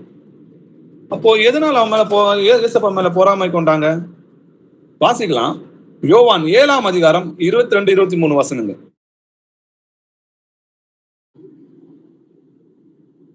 விருத்தசேதனம் மோசையினால் உண்டாகாமல் பிதாக்களால் உண்டாயிற்று. பின்பு மோசே அதை உங்களுக்கு நியமித்தான். நீங்கள் ஓய்வு நாளிலும் மனுஷனை விருத்தசேதனம் பண்ணுகிறீர்கள். மோசையின் நியாயப்பிரமாணம் மீறாதபடிக்கு ஓய்வு நாளில் மனுஷன் விருத்தசேதனம் பெறலாம் என்றால், நான் ஓய்வு நாளில் ஒரு மனுஷனை முழுவதும் சுகமாக்கினதினாலே என் மேல் எரிச்சலா இருக்கலாமா? ஆமென். ஆமென். அப்போ விருத்தசேதனம் மோசையினால் உண்டாகாமல் பிதாவினால் உண்டாயிற்று. பின்பு மோசே அதை உங்களுக்கு நியமித்தான். நீங்கள் ஓய்வு நாளிலும் மனுஷனை விருத்தசேதனம் பண்ணுகிறீர்கள். மோசையின் நியாயப்பிரமாணம் மீறாதபடிக்கு ஓய்வு நாளில் மனுஷன் விருத்தசேதனம் பெறலாம் என்றால், நான் ஓய்வு நாளில் ஒரு மனுஷனை முழுவதும் சுகமாக்கினால் என் மேல் எரிச்சல் அறிவீங்க. அப்போ எதனால இவங்க வராம கொள்றாங்கன்னு பாத்தீங்கன்னா,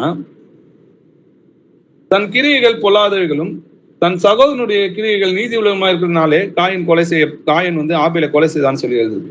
அப்போ கர்த்தராகிய இயேசு கிறிஸ்துவோட கிரியைகள் நீதி உள்ளவைகளாகவும் இவர்களுடைய கிரியைகள் பொல்லாதவைகளாக இருந்ததுனாலதான் கர்த்தரை கொலை செய்யணும்னு பாக்குறாங்க. ஏன்னா நியாயப்பிரமாணத்துல கொலை செய்யக்கூடாதுன்னு எழுதியிருக்கு, அது கட்டளையா இருக்கு. ஆனாலும் அந்த கட்டளைகளை மீறி அவரை கொலை செய்ய பாக்குறாங்க. எதனாலன்னா அந்த பொறாமை. ஆனா அவங்க சொல்றது என்னது? நியாயப்பிரமாணத்தை மீறினதுக்காக, நியாயப்பிரமாணத்துக்கு விரோதமாக விவேப்பமாக இவர் போதிக்கிறாருன்னு சொல்லி குற்றம் சாட்டுறாங்க. இந்த ஆலயத்தை இடித்து போடுன்னு சொன்னாங்க அப்படின்னு சொல்லி அவங்க மேல குற்றம் சாட்டுறாங்க. ஆனா அந்த நியாயப்பிரமாணத்தை அவங்க கடைபிடிக்கல. நியாயப்பிரமாணத்தை கடைபிடித்தது யாரு? நான் நியாயப்பிரமாணத்தையும் தீர்க்கதரிசனத்தையும் நிறைவேற்றவே வந்தேன்னு சொன்னாரு. அப்படி நிறைவேற்றின அவரை தான் இவங்க என்ன பண்ணாங்க? சிலுவையில் ஒப்பு கொடுத்தாங்க. வாசிக்கலாம், யோவான் 7ஆம் அதிகாரம் 19வது வசனம். மோசே நியாயப்பிரமாணத்தை உங்களுக்கு கொடுக்கவில்லையா? அப்படி இருந்தும் உங்களில் ஒருவனும் அந்த நியாயப்பிரமாணத்தின்படி நடக்கிறதில்லை. நீங்கள் ஏன் என்னை கொலை செய்ய தேடுகிறீர்கள் என்றார். ஆமென். ஆமென். அப்போ மோசே நியாயப்பிரமாணத்தை உங்களுக்கு கொடுக்கவில்லையா? அப்படி இருந்தும் உங்களில் ஒருவன் அந்த நியாயப்பிரமாணத்தின்படி நடக்கிறது இல்லை. நீங்க ஏன் இப்படி தப்பு செய்றீங்கன்னு அவங்களை சுட்டி காட்டும் பொழுதுதான் அவங்களுக்கு கோபம் வருது, எரிச்சல் அடையுது. இதே கர்த்தருடைய பிள்ளைங்க என்ன பண்ணுவாங்க? நீங்க அப்போஸ்தலர் 2ஆம் அதிகாரத்துல பாத்தீங்கன்னா, நீங்க இயேசுவை கொலை செஞ்சீங்கன்னு சொல்லும் போது அவங்க இருதயத்தில் குத்தப்பட்டவர்களா பேதுருவை பார்த்து கேட்கறாங்க, நான் என்ன செய்யணும் அப்படி அவங்க மனம் வருந்தி கேட்கறாங்க. அப்ப அவங்க என்ன சொல்றாங்க? நீங்க மனம் திரும்பி ஒவ்வொருவரும் பாவ மன்னிப்பு என்று இயேசு கிறிஸ்துவின் நாமத்தினாலே ஞானஸ்தானம் பெற்றுக் கொள்ளுங்க, அப்பொழுது பரிசுத்தாவின் வரங்களை பெறுவீங்கன்னு சொல்றாரு. ஆனா இங்க அவங்களை கேட்கும் போது நீங்க தவறு பண்றீங்கன்னு சுட்டி காட்டும் போது அவங்களுக்கு என்ன ஆகுது? எரிச்சல் அடைகிறாங்க, அவரை கொலை செய்ய பாக்குறாங்கன்றத நம்ம பாக்குறோம். அதேதான் அப்போஸ்தலருக்கு மேலேயும் அவங்க பொறாமை கொண்டாங்கன்றதை நம்ம பாக்குறோம். அப்போஸ்தலர் 5ஆம் அதிகாரம் 15-18 வசனங்கள் வாசிக்கலாம். பிணியாளிகளை படுக்கைகளின் மேலும் கட்டிலைகள் மேலும் கிடத்தி பேதுரு நடந்து போகையில் அவனுடைய நிழலாகிலும் அவர்களில் சிலர் மேல் படும்படிக்கு அவர்களை வெளியே வீதிகளில் கொண்டு வந்து வைத்தார்கள். சுற்று பட்டணங்களிலிருந்து திரளான ஜனங்கள் பிணியாளிகளையும் அசுத்தாவிகளால் பாதிக்கப்பட்டவர்களையும் எருசலேமுக்கு கொண்டு வந்தார்கள். அவர்கள் எல்லாரும் குணமாக்கப்பட்டார்கள். அப்பொழுது பிரதான ஆசாரியனும் அவனோடு கூட இருந்த சதுசே சமயத் தலைவரை எழும்பி பொறாமையினால் நிறைந்து அப்போஸ்தலர்களை பிடித்து பொதுவான சிறைச்சாலையிலே வைத்தார்கள். ஆமென். பேதுரு போகும்போது அவருடைய நிழல் ஆகிலும் பட்டாலும் எல்லாரும் சொஸ்தமாகறாங்க. என்னை விசுவாசிக்கிறவங்க எண்ணிலும் அதிகமான அற்புதங்களை செய்வான்னு சொல்லி எழுதிருக்கு இல்லையா? ஏசப்பாவை தொட்டவங்க தான் சொஸ்தமானாங்க. ஆனா அவரை விசுவாசிக்கும் போது அவரோட நிழல் பட்டு அவங்க சொஸ்தமானாங்கன்றத பார்க்கலாம். இப்படி அவங்க குணப்படுறதும் ஜனங்கள் அவங்கள விசுவாசிக்கிறதும் சுவிசேஷத்தை ஏற்றுக்கொள்வதும் பார்த்து இந்த பிரதான ஆசாரியரும் அவனுடைய கூட இந்த சதுசேயரும் சமயத்தார் அனைவரும் எழுப்பி பொறாமையினால் நிறைந்து என்ன பண்றாங்க? அப்போஸ்தலரை பிடித்து பொதுவான சிறையில வைக்கிறாங்கன்றதை நம்ம பார்க்கிறோம். அப்போஸ்தலர் 13ஆம் அதிகாரம் 44-45 வசனங்கள் வாசிக்கலாம்.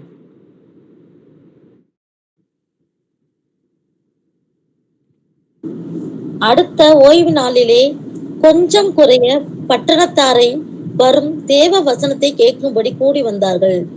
யூதர்கள் ஜன கூட்டங்களை கண்டபோது பொறாமையினால் நிறைந்து பவுலினால் சொல்லப்பட்டவைகளுக்கு எதிரடையாய் பேசி விரோதித்து தூசித்தார்கள். ஆமென். ஆமென். ஓய்வு நாள்ல கொஞ்சம் குறைய பட்டணத்தார் அனைவரும் தேவ வசனத்தை கேட்கும்படி கூடி வராங்க. அப்ப அவ்வளவு ஜனங்க அந்த தேவ வசனத்தை கூடி வரும்போது கேட்கும்படி வந்திருக்காங்க இல்லையா? யூதர்கள் ஜனக்கூட்டத்தை கண்டபோது பொறாமையினால் நிறைந்து பவுலினால் சொல்லப்பட்டவர்களுக்கு எதிரையாக பேசி அவங்களை தூஷித்தாங்கன்றதை பாக்குறோம். அப்படிப்பட்ட அந்த யூதர்களுக்கு என்ன நடந்ததுன்னு பாருங்க. 1 தெசலோனிக்கர் 2ஆம் அதிகாரம் 15-16 வசனங்கள் வாசிக்கலாம். அந்த யூதர்கள் கர்த்தராகிய இயேசுவையும் தங்கள் தீர்க்கதரிசிகளையும் கொலை செய்தவர்களும் எங்களை துன்பப்படுத்தினவர்களும் தேவனை கேட்காதவர்களும் மனுஷர் யாவருக்கும் விரோதிகளுமாயிருந்து புறஜாதியார் ரட்சிக்கப்படுவதற்கு நாங்கள் அவர்களோட பேசாதபடிக்கு தடை பண்ணுகிறார்கள். இவ்விதமாய் எக்காலத்திலும் தங்கள் பாவங்களை நிறைவாக்குகிறார்கள். அவர்கள் மேல் கோபாக்கினை பூரணமாய் வந்திருக்கிறது. ஆமென். ஆமென். இந்த யூதர்கள் என்ன பண்றாங்க? கர்த்தராகிய இயேசு கிறிஸ்துவையும் தங்கள் தீர்க்கதரிசியையும் கொலை செய்தவர்களும் எங்களை துன்பப்படுத்தினவராக இருக்கிறாங்க. தேவனுடைய ரட்சிப்ப வசனங்களை புறஜாதியார் கேட்காதபடிக்கு எவ்விதத்திலும் என்ன பண்றாங்க? எங்களுக்கு தடங்கல் பண்றாங்க. இவ்விதமாக எக்காலத்திலும் தங்கள் பாவங்கள் நிறைவாக்குவார்கள். அவர்கள் மேல் கோபாக்கினை பூர்ணமாய் வந்திருக்குது. அந்த கோபாக்கினை எப்போ வந்துச்சுன்னு பாத்தீங்கன்னா கிபி 70 வந்தது. அதுக்கப்புறம் பாத்தீங்கன்னா யூதர்களை ரோமர்கள் என்ன பண்றாங்கன்னா சுட்டெரிக்கிறாங்க. 10 லட்சம் யூதர்களை கொன்று போறாங்க. அந்த தேவாலயத்தை நெருப்புனால சுட்டெரிச்சு இடிச்சு போடுறாங்கன்றதை நம்ம பார்க்கிறோம். அதுக்கப்புறம் இன்னி வரைக்கும் அந்த தேவாலயம் கட்டப்படுது. அதுக்காக தான் இன்னைக்கு என்ன பண்றாங்க? யூதர்கள் அதை கட்டணும்னு நினைக்கிறாங்க. ஆனா நிச்சயமா 3வது தேவாலயம் கட்டப்படாது. அது இயேசு கிறிஸ்துவோட சரீரமாகிய ஆலை. இந்த ஆலயத்தை எடுத்து போடுங்க, 3 நாளைக்குள்ளே அதை எழுப்புவேன்றார். எதை? தம்முடைய சரீரமாகிய ஆலயத்தை. அவரோட சரீரமாகிய ஆலயம் எதுன்னு பார்த்தீங்கன்னா, நீங்களும் நானும் எல்லாமே சேர்ந்தாதான் இயேசு கிறிஸ்துவோட சரீரம். நம்ம எல்லாம் அவயங்களா இருக்கிறோம், நம்ம எல்லாமே சேர்ந்தாதான் அவரோட சரீரம். அப்போ அவர் வரும்போது நம்மளை உயிரோட எழுப்புவேன்றார் இல்லையா? அதுதான் அவர் கட்ட போற ஆலயம்ன்றதை நம்ம புரிஞ்சுக்கணும். ஆவிக்குரிய ஆலயத்தை நம்ம சொல்றாருன்றதை நம்ம தெரிஞ்சுக்கணும்.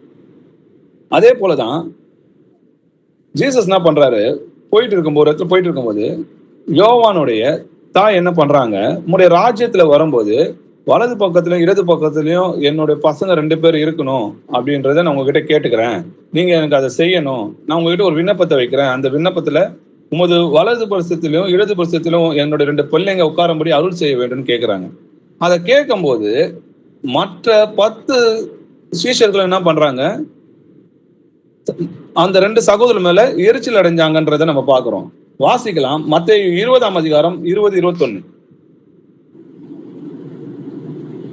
அப்பொழுது செபதேயுவின் குமாரருடைய தாய் தன் குமாரரோடு கூட அவரிடத்தில் வந்து அவரை பணிந்து கொண்டு, உம்மிடத்தில் ஒரு விண்ணப்பம் பண்ண வேண்டும் என்றாள். அவர் அவளை நோக்கி, உனக்கு என்ன வேண்டும் என்று கேட்டாள். அதற்கு அவள், உம்முடைய ராஜ்யத்திலே என் குமாரராகிய இவ்2 பேரில் ஒருவன் உமது வலது பாரிசத்திலும் ஒருவன் உமது இடது பாரிசத்திலும் உட்கார்ந்திருக்கும்படி அருள் செய்ய வேண்டும் என்றாள். ஆமென். ஆமென். அதை கேட்டபோது மற்ற 10 பேரும் அதை கேட்டபோது என்ன பண்றாங்க, அந்த 2 சகோதரர் மேல எரிச்சல் ஆனாருன்னா அவங்க மேல பொறாமை பண்றாங்க, கோவப்படுறாங்கன்றதை நம்ம பாக்குறோம். மத்தேயு 20ஆம் அதிகாரம் 24-27 வசனங்கள் வாசிக்கலாம். மற்ற 10 பேரும் அதை கேட்டு அந்த 2 சகோதரர் பேரிலும் எரிச்சலானார்கள். அப்பொழுது இயேசு அவர்களை கிட்டி வர செய்து, புறஜாதியாருடைய அதிகாரிகள் அவர்களை இருமாப்பாய் ஆளுகிறார்கள் என்றும் பெரியவர்கள் அவர்கள் மேல் கடினமாய் அதிகாரம் செலுத்துகிறார்கள் என்றும் நீங்கள் அறிந்திருக்கிறீர்கள்.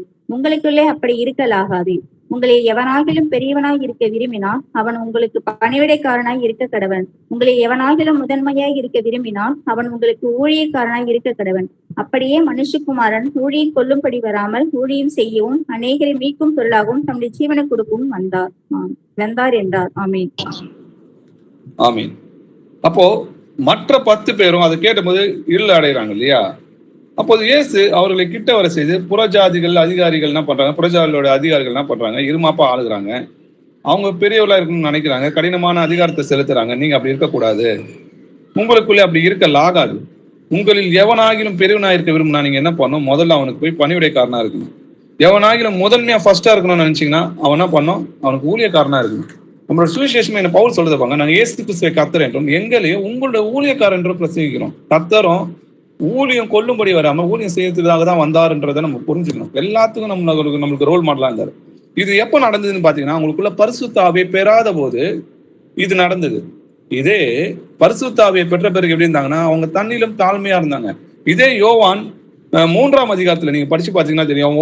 9-10 வசனங்கள் வீட்டுல இருக்கும்போது படிச்சு பாருங்க. எவ்வளவு தாழ்மையாக இருந்தாங்க, எவ்வளவு அசட்டை பண்ணப்பட்டாங்க. இந்த சபைகள்ல முதன்மையா இருக்க விரும்புகிற தியோதிரேப்பு என்கிறவன் என்ன பண்றான், யோவானை உள்ள சேர்க்கவே இல்லை. அவன் உள்ள வந்தா பொல்லாத காரியங்களை செஞ்சு அவனை வெளியே துரத்துறான்றத பாக்குறோம். இயேசு கிறிஸ்துவோட மார்புல சாய்ந்திருந்தவர் யோவான், மூப்பர்ன்றத பாக்குறோம். அப்படி இருந்து அவர் அசட்டை பண்ணப்பட்டவங்களா இருந்தாங்க. அப்போ எப்போ அந்த தாழ்மையை தரித்து கொண்டாங்கன்னா, ஆவியானவர் அவங்களுக்குள்ள வந்த பிறகு அவங்க அந்த தாழ்மையை எடுத்துக்கொண்டாங்க. வசனம் வாசிக்கலாம். இந்த மாம்சத்துல இருக்கும்போது இந்த பொறாமை வரும். 1 கொரிந்தியர் 3ஆம் அதிகாரம் 3வது வசனம். பொறாமையும் வாக்குவாதமும் பேதங்களும் உங்களுக்குள் இருக்கிறபடியால் நீங்கள் மாமிசத்துக்குரியவர்களாய் இருந்து மனுஷ மார்க்கமாய் நடக்கிறவர்கள் அல்லவா? ஆமென். ஆமென்.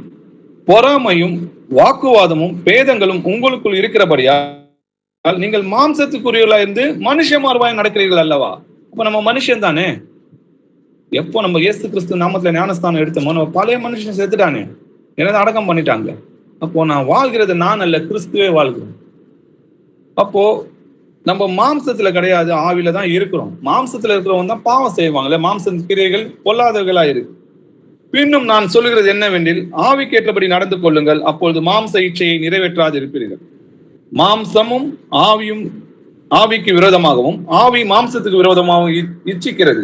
நீங்கள் செய்ய வேண்டும் என்று இருக்கிறவர்களை செய்யாதபடிக்கு இவைகள் ஒன்றுக்கொன்று விரோதமா இருக்குதுன்றதை நம்ம பார்க்கணும். அப்போ வீண் புகழ்ச்சிக்கு விரும்பாமல் ஒருவரை ஒருவர் கோபம் மூட்டாமலும் ஒருவர் மேல் ஒருவர் பொறாமை கொள்ளாமலும் நம்ம இருக்க கடவும்னு சொல்லி எழுதிருக்கு. கோபமும் மூர்க்கமும் பொறாமையும் உங்கள் வாயிலே பிறக்கலாகாது. தூஷணமும் வம்பு வார்த்தைகளும் ஆகிய இவைகள் எல்லாம் விட்டு விடுங்கள், ஸ்தோத்திரம் செய்தலே தகுன்னு சொல்லி எழுதியிருக்கு இல்லையா? இன்னைக்கு நிறைய பேர் ஜெபம் பண்றாங்க. ஏன் அவங்களோட ஜெபங்கள் கேட்கப்படல? ரொம்ப நாளா கேட்டிருப்பாங்க, அதுவும் ஆண்டவருடைய சித்தத்து மாதிரி தான் கேட்பாங்க. ஆனா அவங்களுக்கு நடக்க மாட்டேது. எதனால? யாக்கோப்பு 4ஆம் அதிகாரம் 1-2 வசனங்கள் வாசிக்கலாம். உங்களுக்குள்ளே யுத்தங்களும் சண்டைகளும் எதனால் வருகிறது? உங்கள் அவயங்களில் போர் செய்கிற இச்சைகளினால் அல்லவா? நீங்கள் இச்சித்தும் உங்களுக்கு கிடைக்கவில்லை. நீங்கள் கொலை செய்து பொறாமையுள்ளவர்களாய் இருந்தும் அடையக்கூடாமல் போகிறீர்கள். நீங்கள் சண்டையும் யுத்தம் பண்ணியும் நீங்கள் விண்ணப்பம் பண்ணாமல் இருக்கிறதுனாலே உங்களுக்கு சித்திக்கிறதில்லை. ஆமென். உங்களுக்குள்ளே யுத்தங்களும் சண்டைகளும் எதனாலே வருகிறது? ஃபர்ஸ்ட் கேள்வியை பாருங்க. உங்களுக்குள்ள சண்டையும் யுத்தம் எதனால வருது? உங்கள் அவயங்களில் போர் செய்கிற இச்சைகளினால் அல்லவா? அப்ப இச்சிக்கிறது தான், ஆசை தான் இதுக்கு எல்லாத்துக்குமே காரணம்ன்றத நம்ம பாக்குறோம். நீங்கள் இச்சித்தும் உங்களுக்கு அது கிடைக்கல. நம்ம ஆசைப்படுறோம், அது கிடைக்காம அது மத்தவங்களுக்கு கிடைக்கும் போது என்ன ஆகுது? பொறாமை உண்டாகுது. அந்த பொறாமை கொலை செய்யவும் வைக்குதுன்றதை நம்ம பாக்குறோம். நீங்கள் கொலை செய்தும் பொறாமை உள்ளவர்களா இருந்தும் அடையக்கூடாமல் போகிறீர்கள் சொல்லி எழுதிருக்கு. அப்ப இன்னைக்கு நிறைய இருதயத்துல கேடு உள்ள எண்ணங்களை வைத்துட்டு நம்ம ஜெபம் பண்ணுவோம்னா அது கிடைக்காதுன்னு சொல்லி வேதத்துல எழுதியிருக்கு.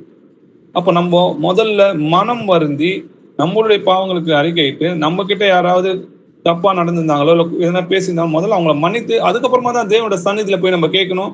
அப்போ அது நம்மளுக்கு கிடைக்கும். சங்கீதம் 66ஆம் அதிகாரம் 18வது வசனம் வாசிக்கலாம்.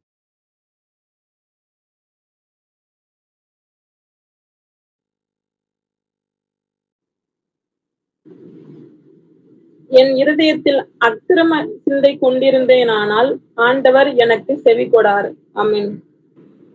ஆமென். என் இருதயத்தில் அக்கிரம சிந்தை கொண்டிருந்தேனானால் ஆண்டவர் எனக்கு செவி கொடுக்க மாட்டார். யோசிச்சு பாருங்க, நம்ம இருதயத்துல எதனா பொறாம இருக்கா? நம்ம யார் மேலேயாவது வஞ்சகம் வச்சுட்டு இருக்கிறோமா? நம்ம இருதயம் எப்படி இருக்கு? நம்ம எல்லாரையும் நேசிக்கிறோமா? எல்லாரையும் மன்னித்து இருக்கிறோமா? நம்ம எல்லா சிநேகமா இருக்கிறோமா? சகோதர சிநேகமா இருக்கிறோமான்றதை நம்ம பார்க்கணும். உங்கள் இருதயத்திலே கசப்பான வைராக்கியத்தையும் விரோதத்தையும் வைத்தீர்களானால் நீங்கள் பெருமை பாராட்டாதிருங்கள். சத்தியத்திற்கு விரோதமாக பொய் சொல்லாமலும் இருங்கள். இப்படிப்பட்ட ஞானம் பரத்திலிருந்து இறங்கி வருகிற ஞானமாயிராமல், இன்னைக்கு ஞானம் சொல்லி அழிஞ்சு போறாங்க. தேவனுக்கு பயப்படுறதுதான் தெய்வீக ஞானம். இப்படிப்பட்ட ஞானம் லௌகீக சம்பந்தமானது, ஜென்ம சுபத்துக்குரியது, பேய்த்தனத்துக்கு அடுத்ததா இருக்கிறது. வைராக்கியமும் விரோதமும் எங்க உண்டோ அங்கே சகல துர்ச்செய்களும் உண்டாயிருக்கு. கலாத்தியர் 5ஆம் அதிகாரம் 26வது வசனம் வாசிக்கலாம்.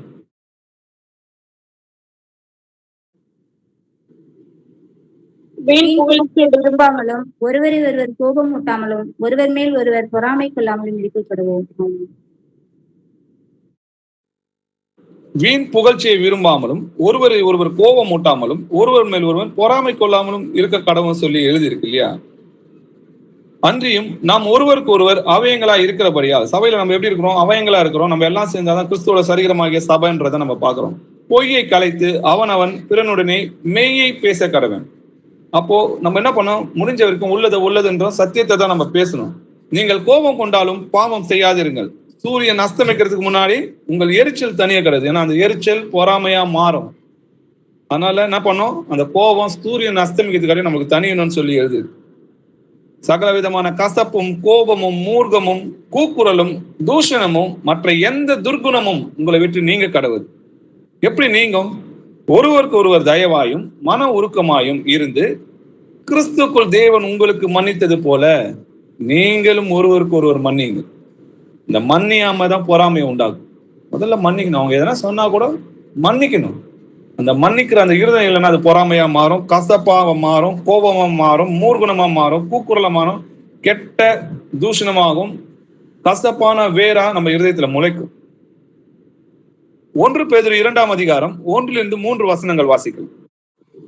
இப்படி இருக்க கர்த்தர் தயவுள்ளவர் என்பதை நீங்கள் ருசி பார்த்தது உண்டானால் சகல துர்க்குணத்தையும் சகலவித கபடத்தையும் வஞ்சகங்களையும் பொறாமைகளையும் சகலவித புறங்கூறுதலையும் ஒழித்துவிட்டு நீங்கள் வளரும்படி புதுதாய் பிறந்த குழந்தைகளைப் போல திருவசனமாகிய களங்கம் இல்லாத ஞானப்பாலின் மேல் வாஞ்சியாயிருங்கள். ஆமென். ஆமென். இப்படி இருக்க கர்த்தர் தயவு உள்ளவர் என்பதை நீங்கள் ருசித்ததுண்டானால், கர்த்தர் நல்லவர் என்பதை நீங்கள் ருசித்ததுண்டானால், எப்போ கர்த்தர் நல்லவர் தயவு உள்ளவர்ன்றதை நம்ம ருசிச்சோம்? நான் பாவி, நான் அக்கிரமக்காரன், நான் அநியாயக்காரன், எனக்காக கர்த்தர் ஜீவனை கொடுத்தார், எனக்காக சிலுவை பாடுகளை சகித்தார். அவருக்கு முன்பு இருந்த சந்தோஷத்துக்காக அவமானத்தை எண்ணாமல் அதை சந்தோஷமாக என்ன, அவருக்கு முன்னாடி என்ன இருந்துச்சு? நீங்களும் நானும் நித்திய ஜீவனுக்குள்ள கொண்டு போக போறோம், அதுல நித்திய ஜீவனை நம்ம இருக்க போறோம்ன்ற அந்த சந்தோஷத்துக்காக அவர் முகத்துல எச்சரித்து போகும்போது சந்தோஷமாக சகித்தாராம். அவர் அறையும் போது அதை சந்தோஷமாக சகித்தாரு. அவரை கொட்டி கண்ணை மூடி இதை கொட்டி ஞான திருஷ்டில யாருன்னு அவரை பரியாசம் பண்ணும்போது அவர் ஏன் அமைதியா இருந்தாருன்னா, நீங்களும் நானும் நித்திய ஜீவன்ல கொண்டு போகணுன்றதுக்காக அமைதியா இருந்தார். அப்படிப்பட்ட மகத்துவம் உள்ள கர்த்தர், அவர் பராக்கிரம் செய்யற கர்த்தர். எரிச்சல் அவர் எப்படிப்பட்டவர்னா, அவர் பட்சிக்கிற அக்னியா இருக்கிறார்னு சொல்லி எழுதி. இப்படிப்பட்ட தேவன் மாம்சத்துல வெளிப்பட்டு நமக்காக அடிமையின் சாயலாகி மனித ரூபமாகி எல்லா அவமானத்தையும் சகித்து உங்களை என்னை மீட்டுக்கொள்ள. அப்படிப்பட்ட அந்த அன்பு என்னதென்று நீங்க உணர்ந்தீங்கன்னா, சகல துர்குணத்தையும், சகல வித கபடத்தையும், வஞ்சகங்களையும், பொறாமைகளையும், சகல வித புறங்கூறுதலையும் ஒழித்து விட்டு நீங்கள் வளரும்படி புதிதாய் பிறந்த குழந்தையை போல திருவசனமாகிய களங்கம் இல்லாத நாணப்பாலின் மேல் வாஞ்சியா இருக்கணுமே தவிர நம்ம சுய புத்தி மேல சாயக்கூடாது. சுய புத்தி நம்ம மாம்சத்துக்குரியவர்களே தனக்குன்னு சொல்லி சிந்திக்கும். அது தந்திரமான பிசாசோட கிரியையாய் இருக்கு. வேதம் என்ன சொல்லுதோ அதை தான் நம்ம செய்யணும். ஏன்னா நம்ம இருதயம் நம்மளை வஞ்சிக்கும், கர்த்தருடைய வசனமே நம்மளை நியாயம் தீர்க்கும். அப்போ அசதியாயிராம என்ன பண்ணணும்? ஜாக்கிரதையா இருக்கணும், ஆவிலே அனலா இருக்கணும், கர்த்தருக்கு எப்பவுமே ஊழியம் செய்யணும். ஏன்னா கர்த்தர் நமக்காக ஜீவனை கொடுத்திருக்கிறார். நித்திரை விட்டு எழுந்திருக்கத்தக்க வேலை ஆயிற்று என்று நம் காலத்தை அறிந்தவர்களாய் இப்படி நடக்க வேண்டும். எப்படி நடக்க வேணும்? எதுக்கு நித்திரை விட்டு எழுந்திருக்கணும்? கர்த்தராகிய இயேசு கிறிஸ்துவோட வருகையில தான் மரித்தவர்கள் உயிரோடு எழுந்திருப்பாங்க. லாசர் கிட்ட போய் போகும்போது சொல்றாரு, அவன் நித்திரை அடைந்திருக்கிறான், நான் எழுப்ப போறேன்னு சொல்றாரு. அப்போ அவருடைய 2ஆம் வருகையை அது குறிக்கிறதுன்றதை நம்ம புரிஞ்சுக்கணும். நாம் விசுவாசிகளான போது ரட்சிப்பு சமீபமாய் இருந்ததை பார்க்கிலும் இப்போது அது நமக்கு அதிக சமீபமா இருக்கு. ஆண்டோடைய வருகை நம்ம மகா சமீபமா இருக்குதுன்றத சகோதர சகோதரிகள் போதிக்கிறத நீங்க கேட்டிருப்பீங்க. இரவு சென்று போயிட்டு பகல் சமீபமாயிற்று, கர்த்தராகிய பிரகாசிக்கிற ஒளி வரப்போகுது.